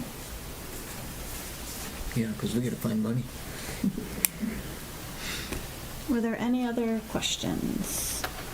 Yes. Bill Lavity, Sager Court. Just with regards to Bristol Lane, there's potentially 3 homes under construction in 2024. So what you're saying in terms of the fall of '24, not knowing where those 3 homes, in terms of the construction that's going to go on, which tends to chew up the roads anyway, from a construction standpoint on Bristol Lane. I don't think that impacts. But that's good Say information to again? have. That's good information to have though. So we can mold projects around that. Because there isn't a lot of home construction in the village. 3 homes on one street is a rather large amount, I'm assuming, correct? So, and again, we talked about looking at the progress. Bingham Road and Bristol Lane are probably going to be on the tail end of the improvements anyways, even though they need it. It's just constructability. You want to go from, you want to pave out, right? You don't want the construction traffic using those new roads. So, but that's good information. That's why we want to work with the village, because we won't know that kind of information, well, unless we get plan reviews, which we do, but we don't always know that information. So that's why we always want to work closely with the village and come to the residents that know this information that we don't. It's a good point, because it is the bane of the city of Birmingham's existence. Because every 5 minutes after they pave a road, there's a new water or sewage happening. So we should Cut in the road. Which is also why which is why we're also trying to coordinate with the Oakland County Water Resources Commissioner's office on any water and sewer improvements that they need to do. Make sure we get those done before we pave all these roads as well. We don't want to be cutting into them once we get them done, as little as possible. Construction traffic from like building a residence would impact the treatment? Yeah. Well, it would impact the timing. If there was going to be a bunch of excavating in the right-of-way or in communities that have a bunch of buried infrastructure that has to be accessed to do a new construction. I mean, But the traffic It's itself. not ideal, how about that? It's not ideal. If you can skirt around it somehow, if you can plan around it, we'll always plan around it rather than risk it. It shouldn't. The trucks are heavy, but they're not, gravel haulers and stuff like that. You see that are building roads, but they are heavier trucks than those roads normally see. Yeah. So if we can plan around it, which I think if you're saying 2024, 2025, these homes are going to be built, we shouldn't. Looking at the plan right now, again, it's very cursory, but looking at the plan right now, and depending on how much money that the village might allocate towards it, Bristol Lane and Bingham Road are going to be more on the tail end of the plan. But don't sell construction traffic short. Those of us that love the pavements, it hurts our feelings when new developments are paved to leave the top course to be paved out at the end of it. And a thinner version of the pavement gets the worst abuse it's ever going to get in its entire service life when all those construction equipment delivery, all the material deliveries, everything associated with building a bunch of homes. And then it just gets covered over at the end. Everybody wonders why the pavement's go bad. Yeah. Rant over. I had a question. Traffic is changing. A lot more delivery trucks, Amazon, FedEx, all of them, as well as electric vehicles being heavier. Is there any change in your profession or whatever? Is anybody coming up with a new product or a different chemical Doesn't go to payment design composition or theory. anything, or is it just? There's always new products to do new, various, more awesome things in a shorter time with less risk, and that's always happening every year. But I just lost my train of thought for a second. Say your question again to kickstart my head again. Sorry. Is there anything, I guess, any new product Oh, sorry, to yeah. sort of Look, accommodate principal all loads. this like excessive heavy? If you really want to go into the design of pavements, there's an exhaustive, irritating level of detail associated with what the loads from each one of those different types of vehicles puts onto the pavements and the relative proportions of the different types of them. It's mind-numbingly irritating, but it's part of the industry. But mostly it's based around heavy trucks. Like heavy, not like Amazon. That's part of it. Amazon's part of it. But I don't want to discount electric vehicles might be heavier because of the batteries, but vehicles at that magnitude essentially don't do anything to the pavements compared to the trucks. Okay. It's the delivery vehicles and up are the ones that are doing all the work, other than Mother Nature. Okay. I was just curious about that. That's a good question. Any other questions in the audience? No, this is fantastic. I want more. All right. And anything else from council or staff? Thank you. I do want to remind everybody in the recording as well as here, all of this paperwork that we're looking at and what they've gone over and all of that is on our website, so you can access all of this information. You do have to click a couple of times. Evgeny is great at shadowing people on that, so if you try to go on the website and you can't find it, Evgeny would love to have you call the office and he'll shadow with you and get you to the site where you'll be able to print up all of this wonderful information. All right. Thank you very much. Thank you so much. Thank you. No, I'm going to stay until we're all done to take my babies out.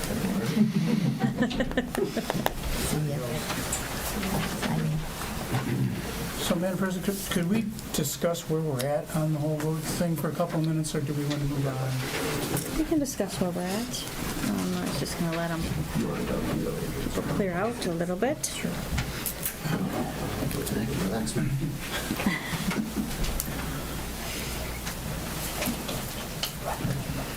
I'm interested in like what we think their next step should be. We've been waiting for this report for quite a while, and it seems like we still have farther to go than I would like.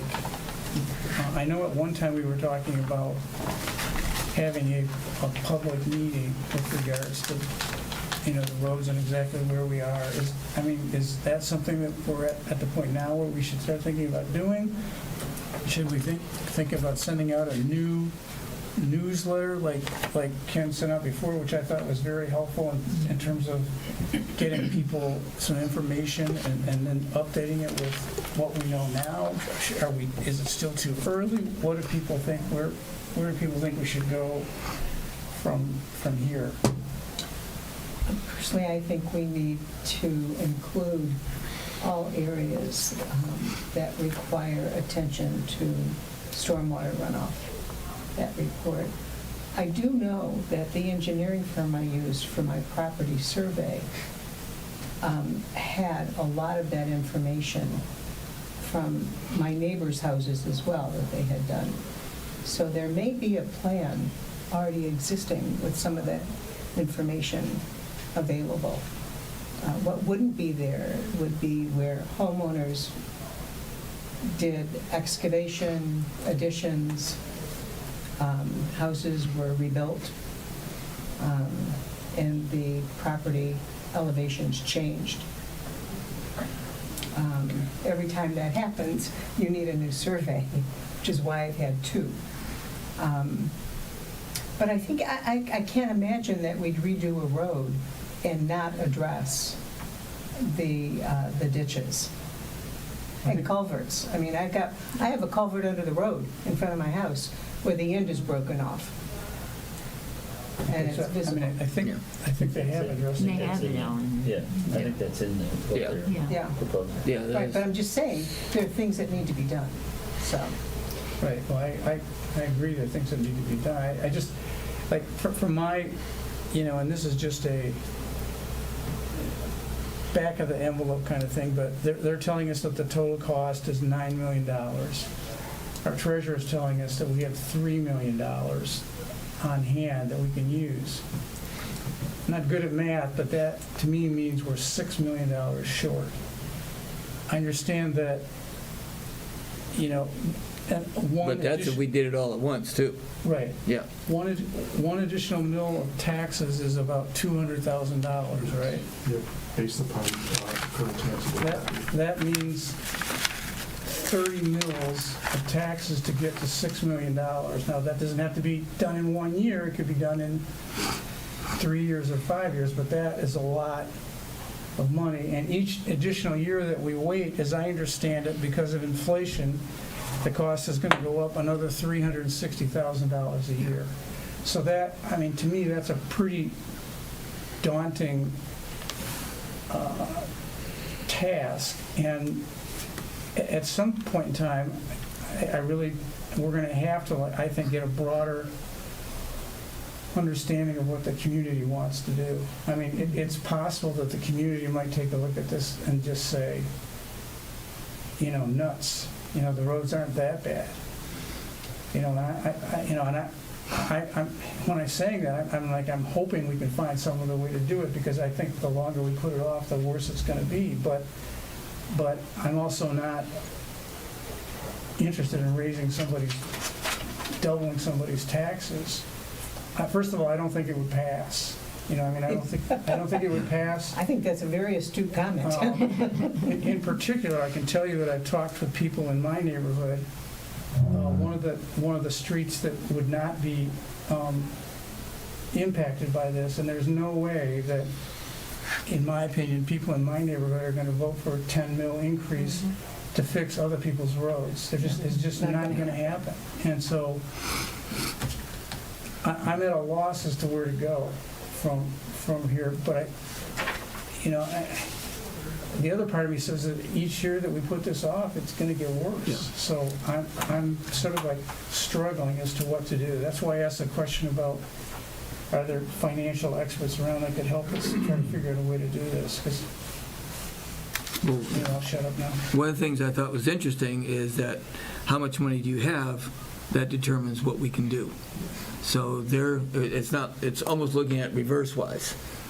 In other words, this is what we want done, what's it going to cost? It's no, how much money do we have, therefore we can get this done.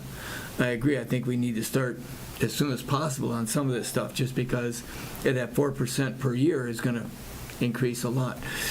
In the millage rate, we can decide to go 1 to 2 to 3 mills if we want. Because we can go up to 12 mills, according to Headley. That's an option. Another option is to take a bond, but then how are we going to pay the bond? We still have to have mills over X amount of years. As you said, we could go to the community and say, hey, we'd like to go for X amount of years, go up to 15 mills. That's another possibility. That's why the question I asked is time frame, and I wanted to see if there was also, what do you consider the worst? Let's put money to there and then filter out from there. As Kath brought up, Bristol Lane, Bristol Court, and all that has been horrible for years. But now we're thinking maybe that would hold off. I don't know. I think I've said in the past that I think we do need to put together some kind of committee to really roll this around and put some heads together to put some thoughts to this. Not only with us, but maybe with some of, if any volunteers from the community would want to get involved in that too, I think that would be really helpful. Again, we got more ideas coming in, more people putting in their thoughts as to what they might want to go with, and this won't fly, kind of that idea. Kind of what you were saying is, what can we get away with, what can we do, and what do they want to do? They meaning the public.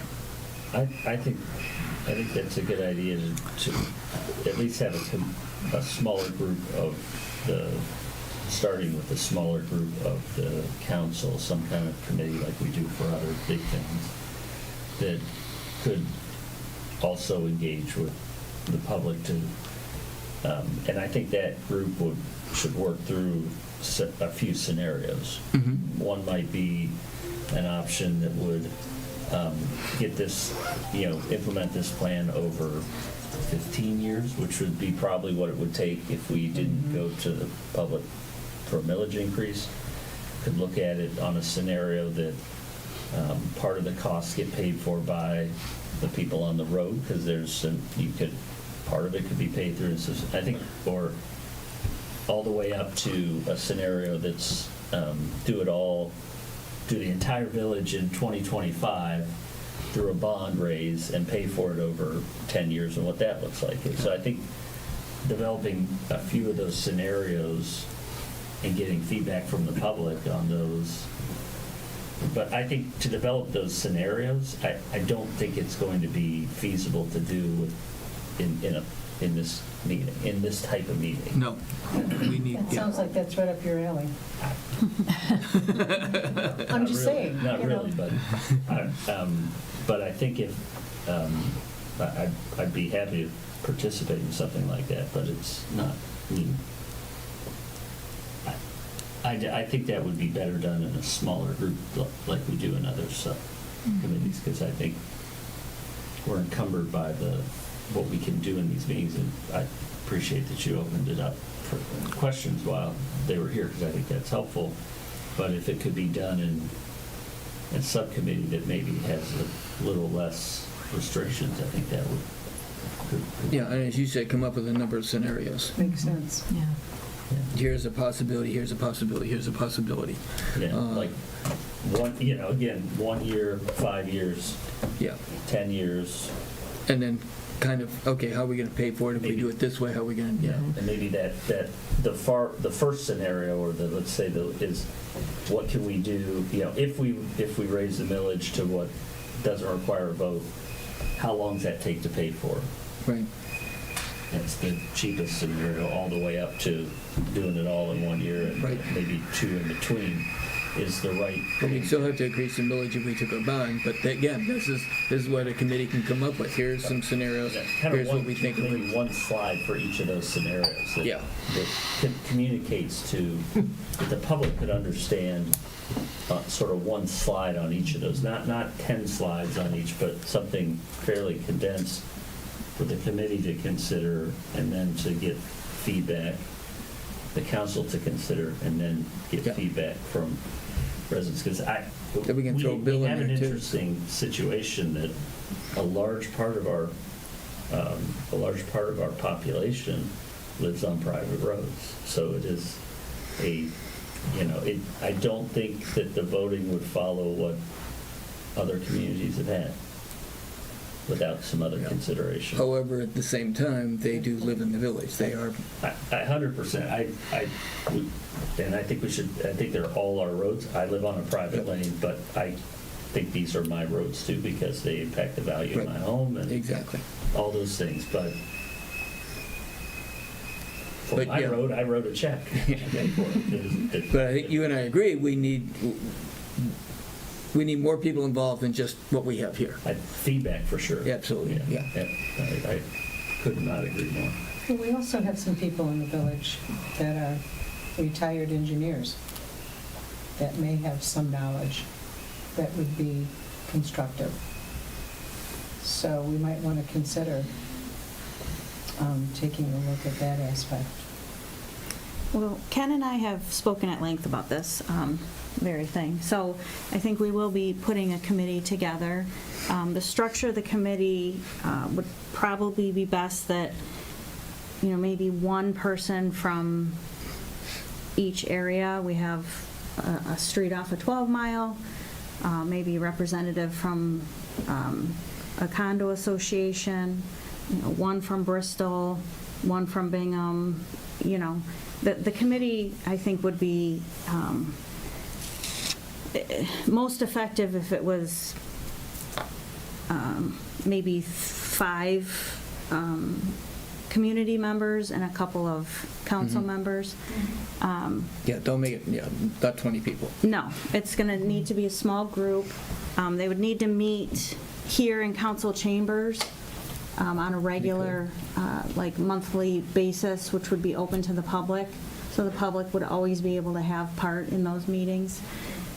We would have potentially, the engineers here, potentially our attorney, potentially Ken. So that's why it would need to be in a public forum and sort of organized, because it is going to cost us money to do this. So, like I said, we were kind of waiting for this information so that there would be something to discuss in a committee.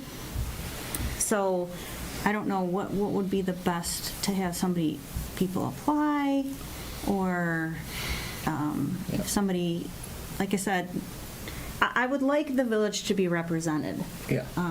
So, we don't really hear much from like From or, Yeah, like they don't exist, but if they we could do. like pull people in Yeah. to represent those areas. Is your suggestion that the subcommittee would include non-council members?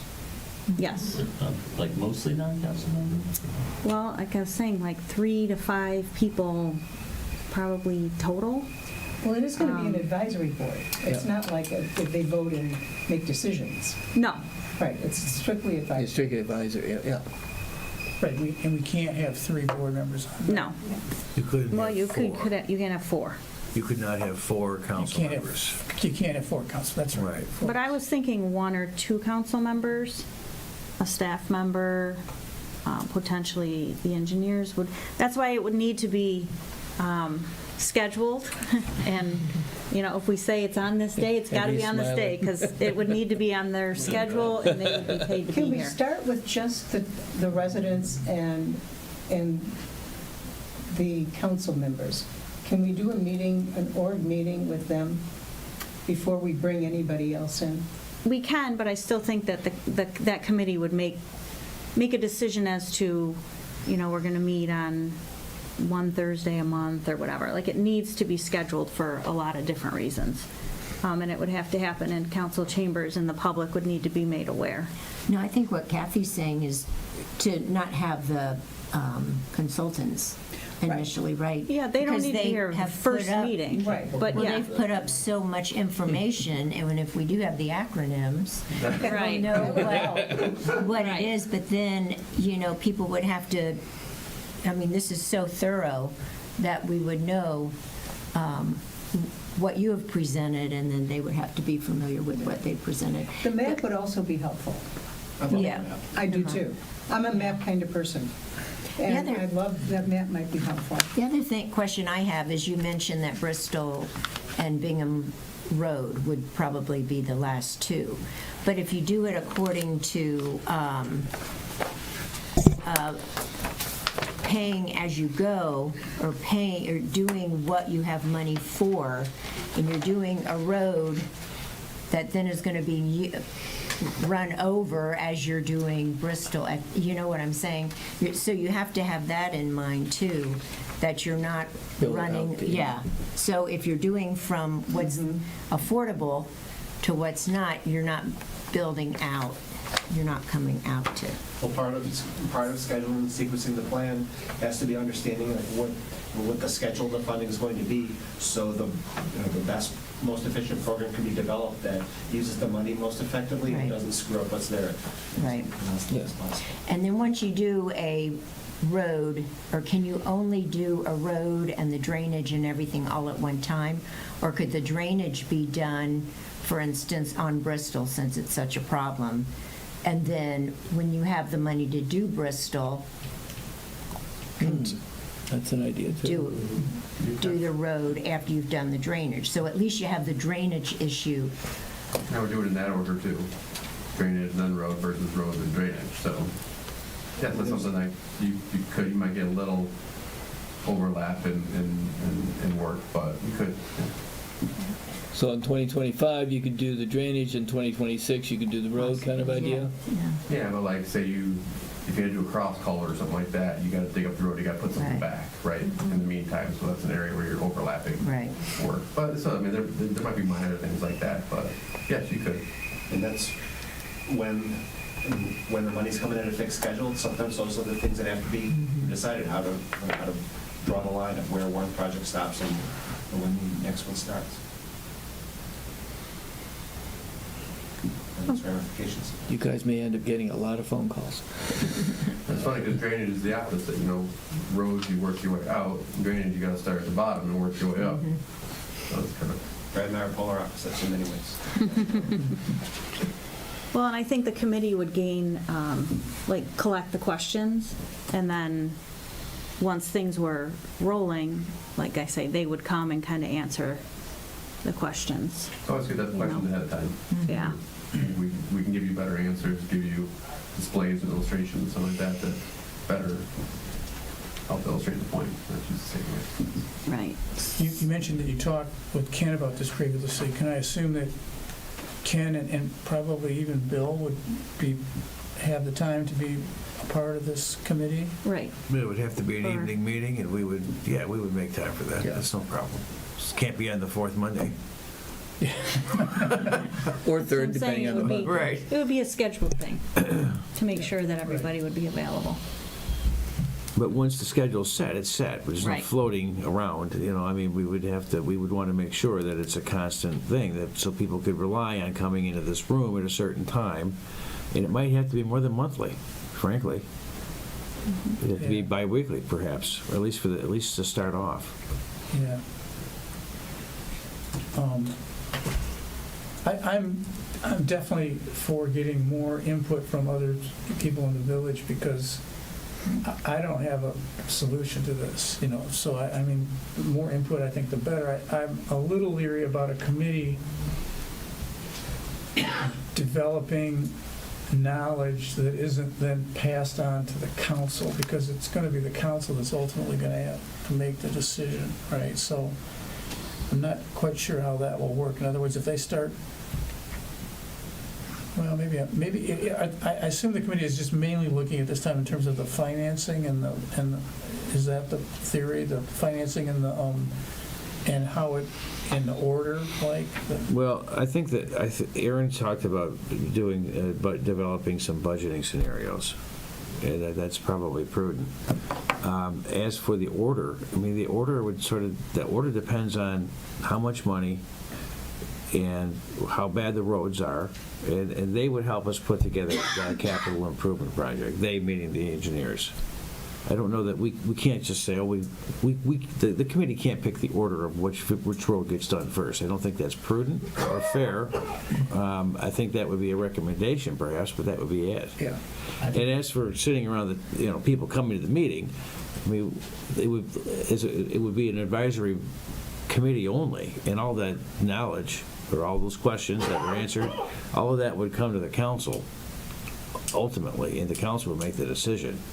And between the council members that are on that committee and the staff that's here and the consultants, I don't think we're going to miss any details. Okay. No, I would think you actually start with defining those 3 or 4 economic scenarios. That's the first stage. Then how fast you can do it and in what order sort of fills in underneath. But you start out with, you've got $300,000 a year to spend for the next 20 years, or we've got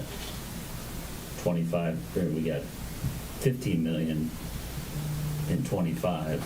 Those are the bookends of the scenarios. You have 3 or 4 financial scenarios. Then once you have those defined, then you can have some high level comment about what order, not really what order, but in what speed you would do it in. Because to me, I think the residents would have to should understand what each of those scenarios means. It means I pay 10% more in taxes over forever. I'd pay 30% more for a period of 10 years. That at least that's how I would think of it. to start, but And that is something they did in Birmingham. They had millage increase for a specific cause, and it was for 3 years, and then it expired. I think with those three, four scenarios, we could also note some examples like that, like as Exactly. done by, Yeah. I think Birmingham and Franklin also have resident advisory committees that are working on different projects in the village. And I think there's also council people involved, but they've already been doing that model because it gives them that feedback from the community.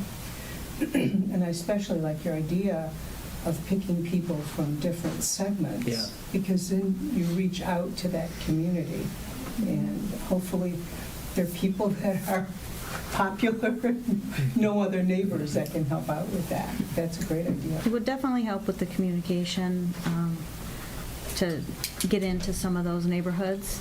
Yeah. And I guess we can move forward on just sort of the process of all of that. That'll be an administrative thing. Yeah, no, the trick is how soon do we want to put this together? Well, the next meeting's in 3 weeks, so, Probably not going to happen by then, but well, think around the first of the year. well, I think maybe the council should determine, or at least think about it now, which one of you are going to sit on the subcommittee. That's the first thing, right? And then we would maybe, just like when there's a vacancy on some other board or council, we would put something on the website with a form and fill it out and submit it, and council would appoint the people who would be on that subcommittee. That's the way I would do it. I think that's the most fair way. And you also call have to somebody pick. and volunteer them. Well, you'd also have to, but so next, so Guess let's. what? You're on this committee. So on the agenda for next month, we'll have the formulation of the subcommittee as an agenda item. Okay. And we'll decide on times and dates and frequency and all of that stuff. I think you also have to have a description as to what is expected of the person on the committee. Well, that would be That would be in the... in the application form, I guess. Okay. Yeah. but we wouldn't be able to do that application until after the next meeting. I'm just thinking about, now we're Well, we can't do it now, so I guess after the next meeting, I could get it on the website as soon as the next day, as long as it's not due. But we couldn't really, you couldn't do it in between. I could draft one up, but I would want you to see it before I post it, collectively as a body, not individually. Okay. I think going home and sort of thinking about who might be a good candidate, maybe talking to them, see if people would be interested. We're kind of somewhat spread out in the community, and just sort of tapping the public to see where the interest is. And if they say, yeah, that might be something I'm interested in. Good. then they'll get a little bit more information once it's hammered out exactly what's going to be the expectation of that. But I don't think starting now, just talking to people about it is It's not a bad thing. That's a good idea. Yeah. Agreed. And if anybody has a scheduling issue or something of that nature and is concerned about volunteering for a committee that might meet every 2 weeks or something, I mean, the meeting will be public. They can always come to those meetings and contribute in that regard. Yeah, we would want people that would be committed to it. I mean, it's going to be absolutely. quite a, It's huge. it's Real a big. big time Yeah. commitment. So, And it's not, it's, I would look at it being 1 to 2, maybe even 3 years of that committee working together, just because it's going to take that long just to put the roads together, let alone even find the money. For sure, 1 or 2. Yeah. I'm sure it's not bi-weekly for No, no. But I think, At the front end, it's. I would Front end, say, it might be, yeah, pretty heavy and then kind of, yeah, I would think that the front end would be really heavy. If we choose, if ultimately council decides that they want to put this on the ballot in November of 2024, I think the language is due by July, It's early. I believe. Earlier than, yeah. So, so that, you know, that, all that work would kind of need to be done before that, so we can decide if it's going on the ballot or if it's Yeah. not going on the and ballot. depending on, yeah, which way we go. Yeah. So how do we feel about putting out another newsletter? It doesn't have to be as long, but. Well, I have the original newsletter here, and I think, unless we have new information, I think it really pretty much covered everything. You could almost maybe change a few things, but it covered, if people would read it. Right. That's the thing, because we have the financing options here, we have information about the roads when they were done, the millage. You have everything in it, and you have the roads on the back of it. So I think it was a great letter. I don't know who did it. Did Ken do it? Yes, I did do it. Surprised. You said that with a question? No, I think it was a really good letter. So I think I would use this as your basic baseline and maybe add a couple financing options, but you have already in here 3 of them, Right. with one that, probably would never fly, but anyway. So we feel I think it's a confident great that letter. people are well-informed enough at this point? Well, no, I would say maybe, send the same letter out and maybe add whatever more information we have, because I'm sure it took a lot of time to make this letter. And- It takes time and money. Right, right. Yeah, as well as post it. So that's Yeah. the question is, And post it. it's, there's a cost. Right. So, I don't want to do it if people don't feel that it's, but we could put in there something about if we could get it out quickly. If you basically sent out the same thing, just to hit people again with it, but just added any new information and maybe put that we were looking for committee, but I don't know about the timing. Well, it was mailed to every house in the village, and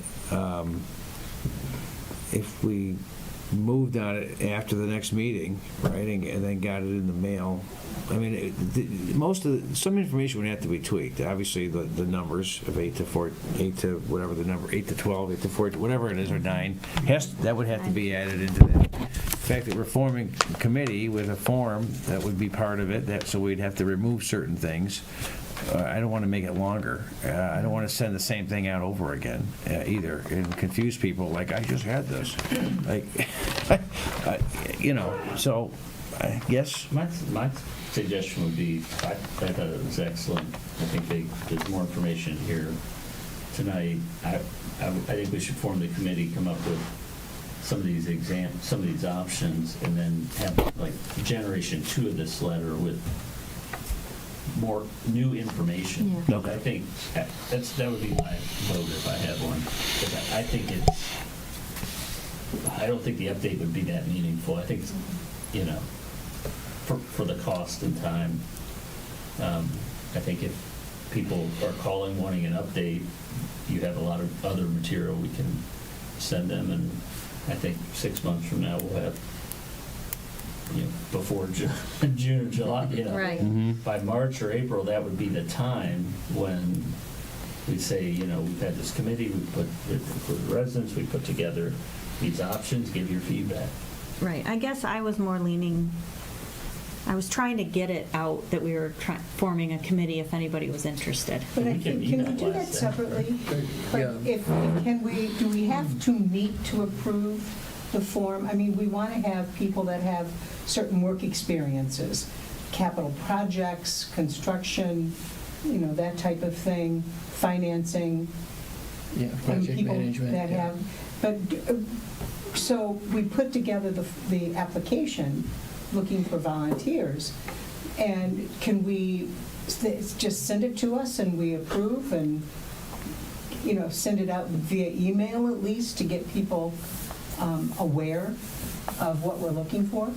I'm not sure you can vote on We it. can't do an approval like that. And that takes, that level of approval. Right, if you just want me to do it, I can do it. I can share it with Lisa, and if the two of us like it, we can just get it out. I guarantee you, we're not going to be asking people's shirt sizes or something. I mean, it would be relevant, Well, they do, and I can tell you in the Birmingham, they ask for very specific credentials for some of their higher level committees.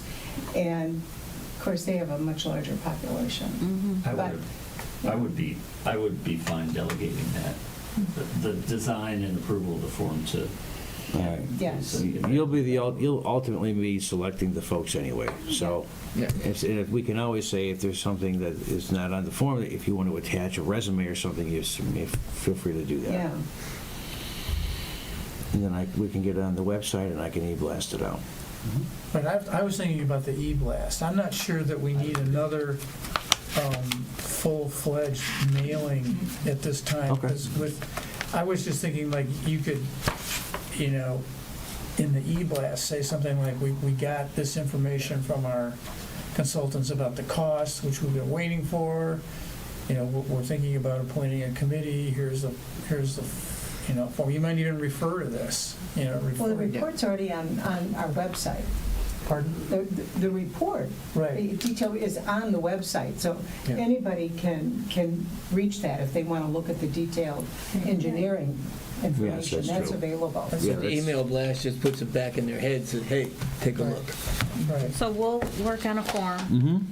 We'll e-blast it. People that open it. But also if people are interested, if you're talking to your neighbors and somebody's interested, they can just directly contact the office. Yeah, right. And I'm just trying to avoid somebody saying you handpicked this committee and you didn't ask us if we wanted to do it. That's what I'm trying to avoid. So we'll do our best to communicate it without sending out a whole nother Yeah. costly letter. And so start talking it up, and we will go from there. Is there anything else that we wanted to just sort of rehash out about this project? Anything else in here? Should we get back on the agenda? There wasn't. Well, we're still on roads. Yeah. Okay. We will move to new business. All right. The 2024 calendar. Members of council, the calendar for 2024 proposed calendar is before you. Note that there's a third Monday rather than the fourth in May to accommodate Memorial Day. And then the last month of the year, in December of 2024, I wasn't sure. Typically, in the past, we've had meetings on the third rather than the fourth Monday. The fourth Monday is the 23rd. I wouldn't mind meeting that day if that's what you want to do. That's the fourth, but the third is the 16th. And I just wasn't sure how you would all feel about that. It's getting close to Christmas. I think earlier the better be the way to go. I'm open to that. Okay, keep in mind, some of you, that this would be a meeting that would occur after, if some of you are not going to run, or if you are defeated in the election, you wouldn't be here anyway, so. We're sort of Good job, Ken. We're speaking for others, but does anybody have a strong feeling? We would, 16th would be good, because if people want to travel, Yeah, Okay. it's a good point, Deb. Yeah.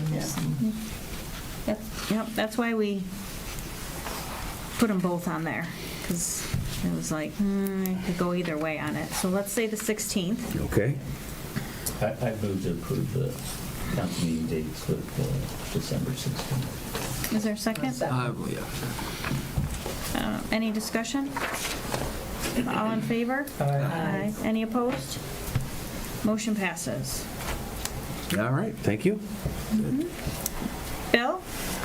Finance update resolution? Yes. Good evening. I have a proposed approved depository resolution in your packet.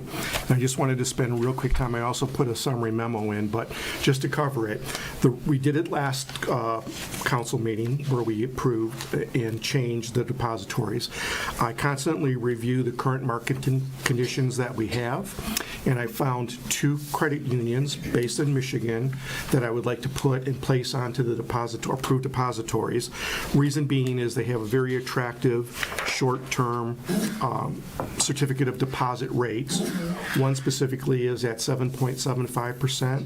The other one is at 7.35, and it just moved to, 5.35, and it's just moved to 5.50%. So I would like to go ahead and have the council review the proposed resolution. The other thing that I wanted to make a point, these ones are short-term, but there's a point that we're coming to now in the economy where there's going to be a breakover, and I want to make sure that I get as close to it to also be able to have depositories and do investments on a longer-term basis, because the increase of the interest rates right now are going to break over and they're going to start declining as we fend off the inflationary period. So I'd like to put in place, have the ability and flexibility to put in place something on the longer term where we can keep that higher interest rate through more than just a 12-month certificate of deposit or investment. Yes. You would define longer term as? Less than 24 months. Yeah. Currently, we don't have anything that's over 12 months, right? That is correct. That is correct. The ones that we are proposing now, and as far as the village's investment policy, we are not to go over a 2-year period, and I reviewed that with our external auditor. But I wanted to make sure that, there are some advantages. The one particular one is an 11-month CD at the 5.75. The other one is a 13-month CD at currently 5.5. But there are, at some point in time, I would like not to go over 24, but I'd like to go possibly 15, 18, maybe even 20 months if it was at a decent interest rate, so that we get that higher percentage for a longer period of time. We need to keep in mind, though, that we need the liquidity available to deal with the roads. We do. So I wouldn't have thought we were going to do anything beyond 12 months at this point, but I know that the policy allows it, but I think we need to figure out how we're going to pay for the road stuff before we make sure we've got money locked up for a period in which we would need portions of it. Correct. And I would not obviously go any, I look at it very carefully. I wouldn't put the full 250 in, but I think it is important to have a portion of the village's money at a higher interest rate for a little period of time. The resolution in front of you, though, is specifically for these 2 credit unions, which are shorter. One is 1 more month than a 12 months, a 13-month and 11-month CD. To answer your question also, Trustee Crable, we do have, and I've kept in mind that we do have liquidity in funds where that if within 1 day, could transfer the money back over. It's there. It's actually when we approved Michigan class, that is at an excellent rate. We're currently getting like $414 a day in interest for what we have in there. And it's typically, it varies, but it's about 5.6% interest yield on it, and that is liquid in a day. I also have, again, our auditor makes sure, and she has to footnote where we have certain percentages of where the cash is, both liquid and tied up in longer term. We also have the fund for the investment pool for the county that we keep money in, that's also very liquid. We also have money market where is also very liquid through MBS. So we have pockets of different investments where we're able to get the money that we need to for short-term, day-to-day operations. If something happens, we have that access, and then we have things spread out and laddered throughout the rest of our investments.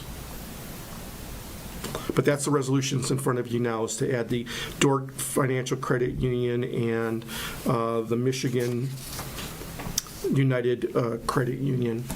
Yes, Trustee Jones. The resolution we passed last month had language in it that said, in amounts not to exceed $600,000, and this says in amounts not to exceed $2.5 million. Yes.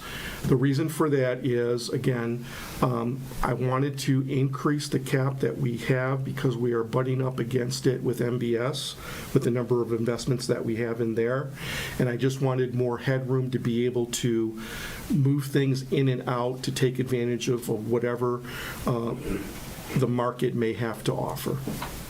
I guess I'm uncomfortable putting that much of our money into any one depository. Depository.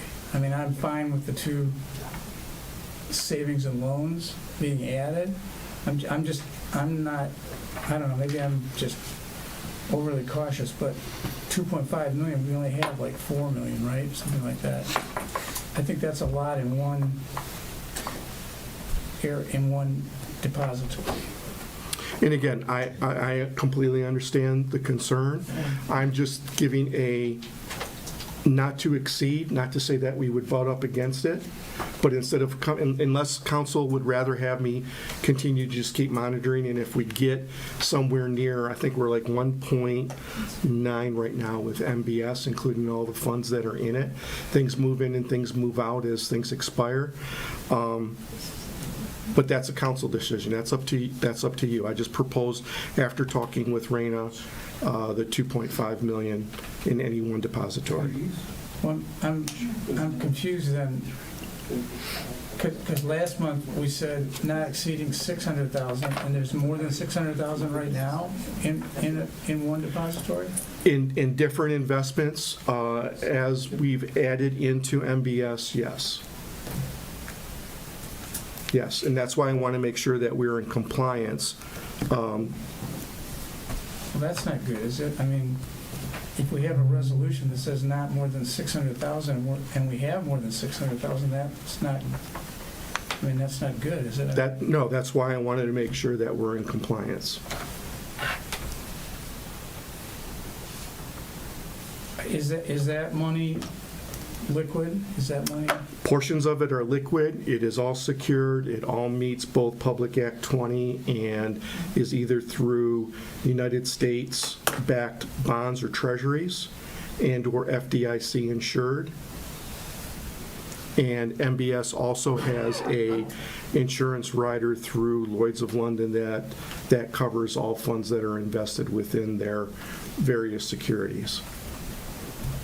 But if I look at it as overall, MBS has a number of different, we have money markets, we have U.S. Treasuries, we have U.S. bonds, and we have CDs within them. And they're listed on our investment schedule as well. So again, and it breaks it up between both general fund and road funds. So we have money markets, CDs, U.S. bonds, and U.S. Treasuries. Do we have any idea how much of the current amount you have in it is not liquid? I mean, I don't want to cut it down so you have to like sell a CD before it matures or anything like that. But I'm one vote, but I'm not comfortable with having that much money in one depository. What's liquid in the general fund through MBS is $256,000 right now, as of October 23. And that is going to change because there was a CD that's maturing that it has to settle. It gets pulled out of the money market, reinvested into the new CD, and then once the old CD that's expiring, that gets either reinvested, the funds go into the money market to either backfill it for another CD and or let me try it another way. If we were to pass your resolution, but instead of saying exceeding $2.5 million per depository, it said not exceeding $1 million per depository, would we be in compliance?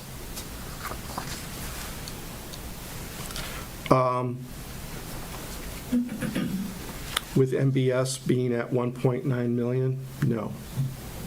Oh, sorry, these 5 CDs would be our MBS for our.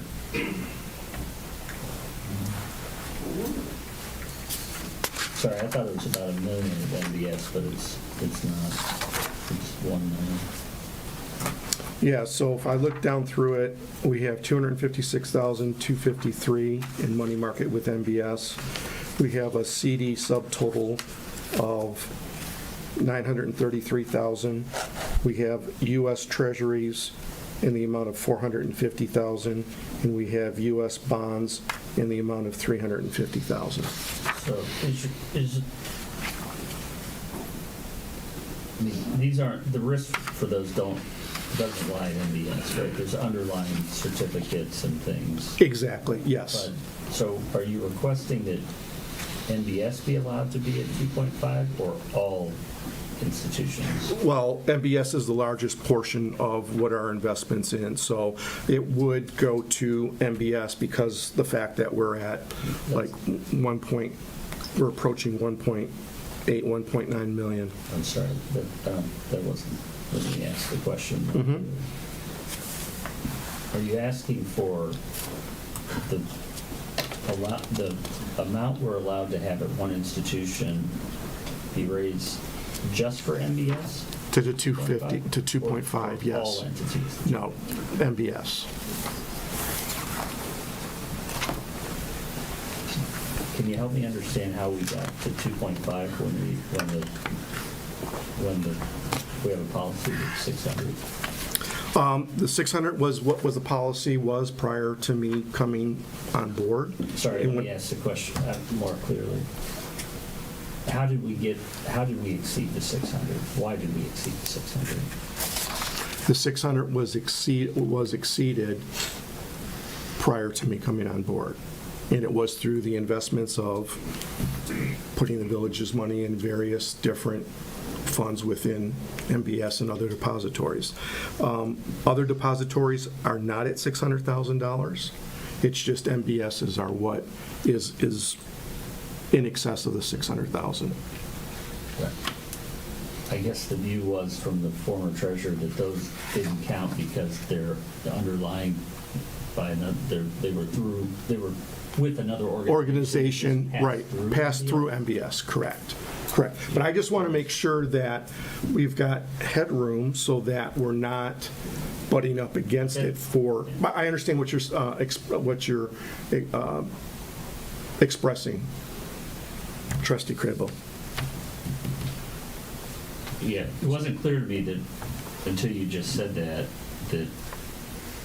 was done prior, that view was taken prior to you being here. Yeah. That's, I think, important.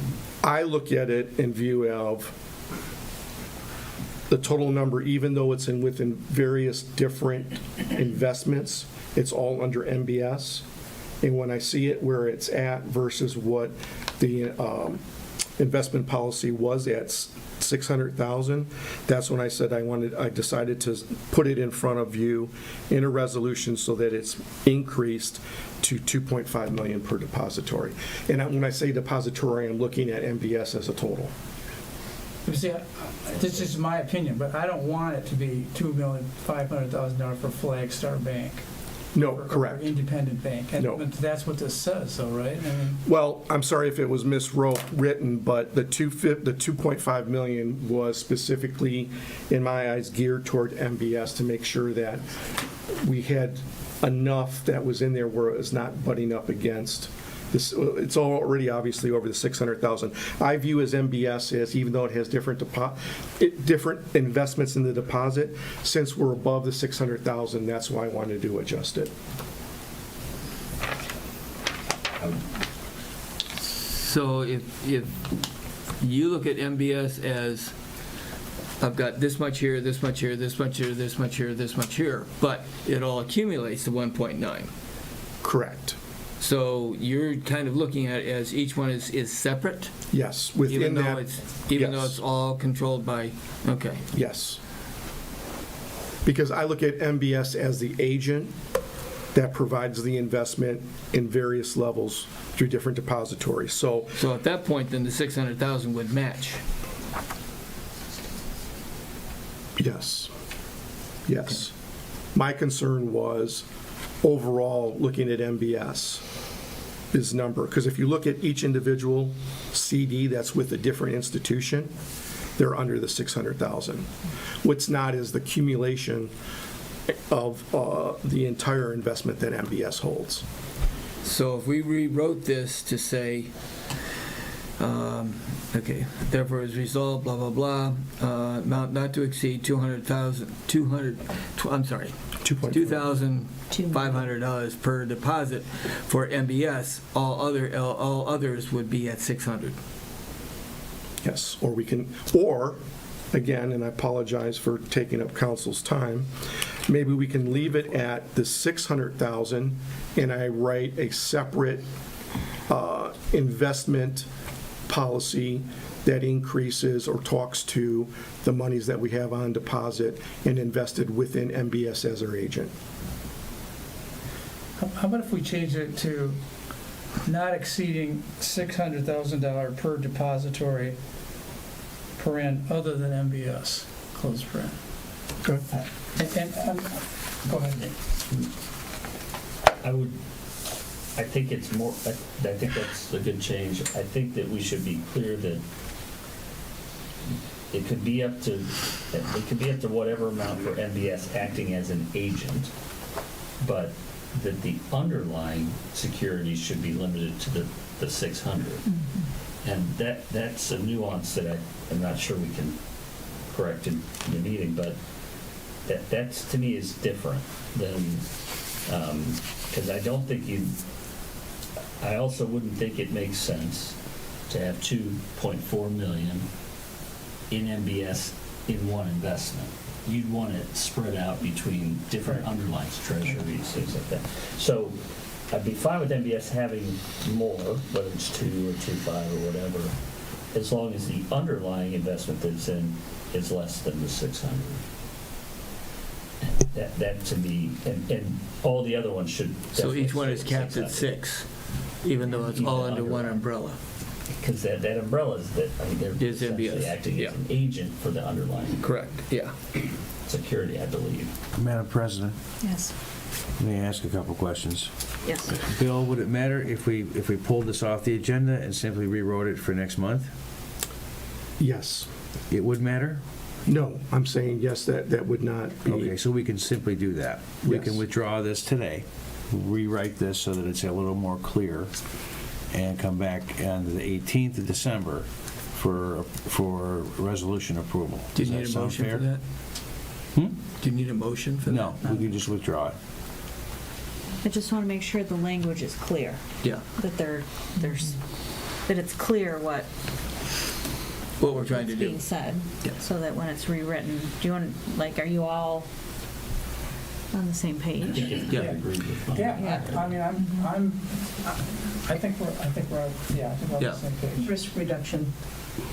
Right, yeah, Yeah. Even though it's under one umbrella, each one is, right.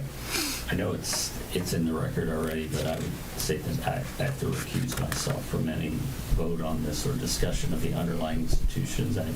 All the comments I made were very general relating to the risk reduction, but I cannot comment based on my position. I can't comment as to any of these institutions or how the fund should be invested. Then you'd have to abstain, too, for the resolution. Abstain for the resolution, but I just want to be clear, my comments were made more from a risk management Yeah. perspective, and not MBS or any one entity, just to be clear for the record.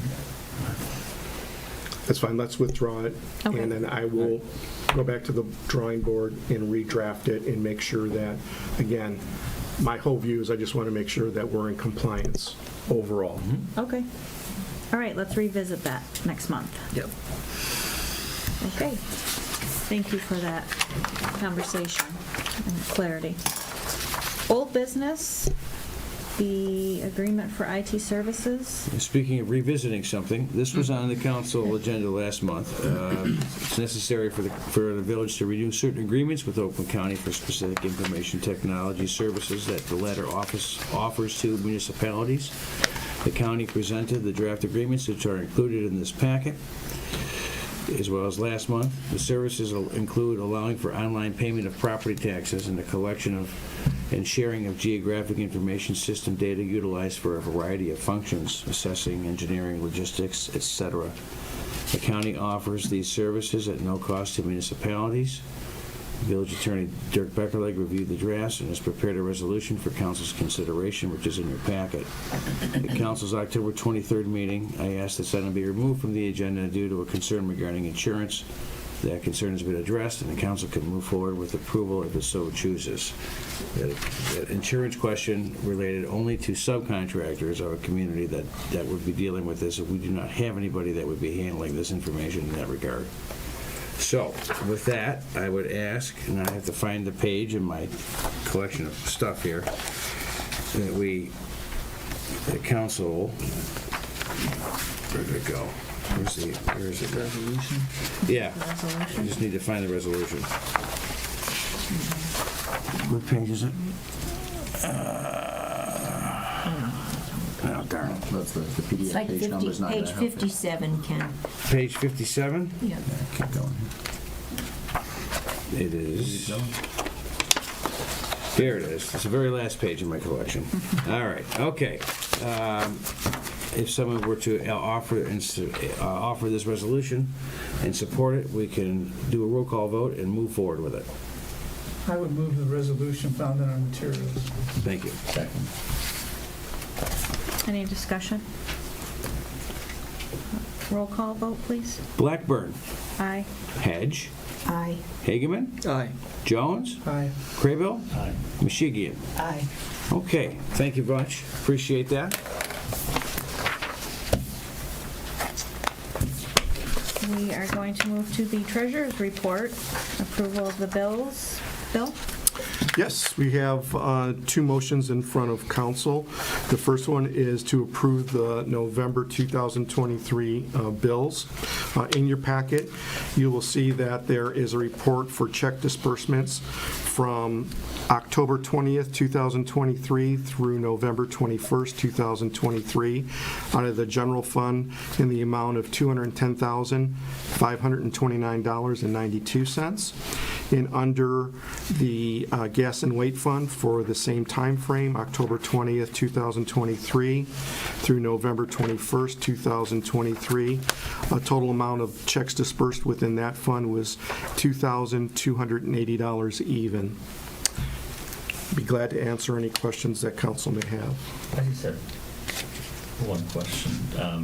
On page 1 of the check disbursement, the two different amounts for car trucking, these are, I mean, we pay them monthly, right? And so ended up just having 2 months in the same check run. 4 weeks versus 5 week month. That's the difference? Yes. Thank you.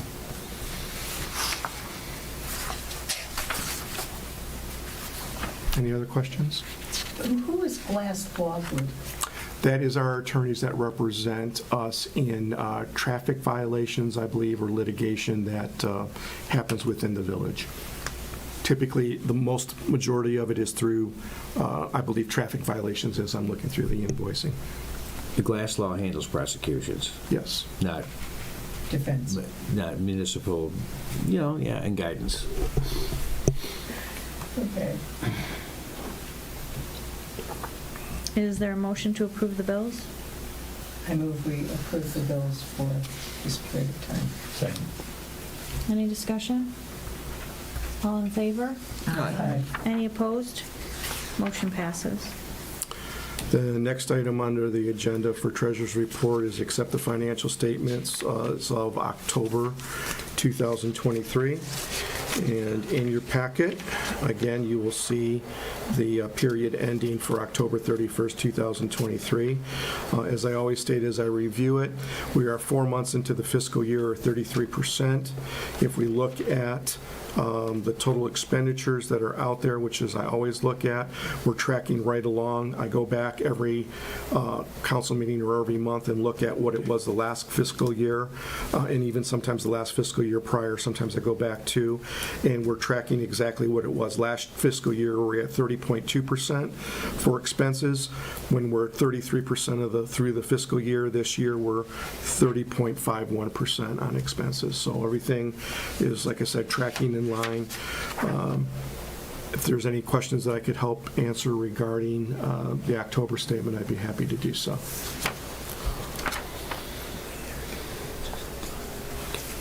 Any questions or a motion? I'd move to approve the financial statements as presented. I'll second that. Any discussion? All in favor? Aye. Any opposed? Motion passes. Thank you, Bill. You're welcome. And can you just interject real quick about the light that we're all... Oh, yeah, actually, two things. One, the light as I came in to the office, the one that is on 13 Mile on the south side, right at the end of Bingham Road, has now been repaired. So we have now both 2 LED lights. And the last thing is, I want council that could care to know is we've got the check when we applied for a grant to cover our internet and phone system, and the check came in today and was deposited this afternoon. So again, all that free money is good, and I appreciate Trustee Hageman's. I was at the meeting, the cable board meeting on the 15th, and your vote and the rest of the council's, the board's vote in order to approve it for the village. Good. Nice. We like to save money. Yeah. The audited financial statements, we'll discuss. Next meeting, Wayne is about 3/4 of it done, and she had 2 other presentations she had to give in other municipalities tonight. Yes. Thank you. Yep. Okay, trustee comments. Thank you for your presentation. You did a great job. Made it. We're having... And you guys are still here. You had to regret that decision. Never. There's no way I'm going to stumble in front of everyone. Was happy to see Bill at the Birmingham Area Cable Board meeting. Appreciate that. We were able to get grants for the village. Also report, there's been a number of court cases going on with cable companies going against the cable boards, saying, what are you there for? And so far, all has been in favor of the cable companies. So basically what it boils down to is the franchise fees and so forth that we get are dwindling more and more. So there's going to be less and less money for grants. And it's believed by council that eventually the board, there will be no money, and therefore there'll be no cable board. So at that point, then everything's going to cost more for less.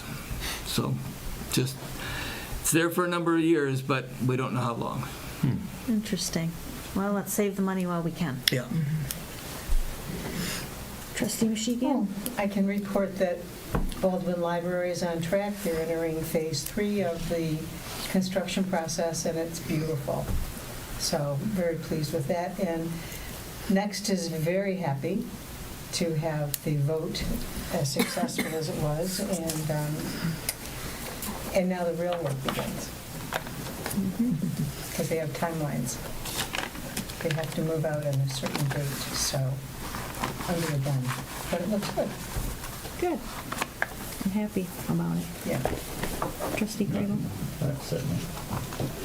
I just want to thank our treasurer, Bill, for being so proactive in trying to find us these interest rates. Those rates you mentioned are really good, and you've done a lot in terms of like finding new and better interest rates. I love it when I hear we're making $414 a day in interest. I think that's great. Thanks for the efforts. It's a lot of asphalt. A lot of asphalt. 1 to 2 tons. I have no comment other than thank you both for coming, and I encourage, even though it's late, if anybody wants to get a closer look at the show and tell, now's your time, because I don't think you're going to get those back. Or you can drive South Line. Yep. Brother and sister. on the Southwest City Hall right now. Yep. I need a motion to adjourn. So move. Second. Any discussion? All in favor? Aye. Aye. Any opposed? Motion passes. Meeting adjourns at 9:37 PM.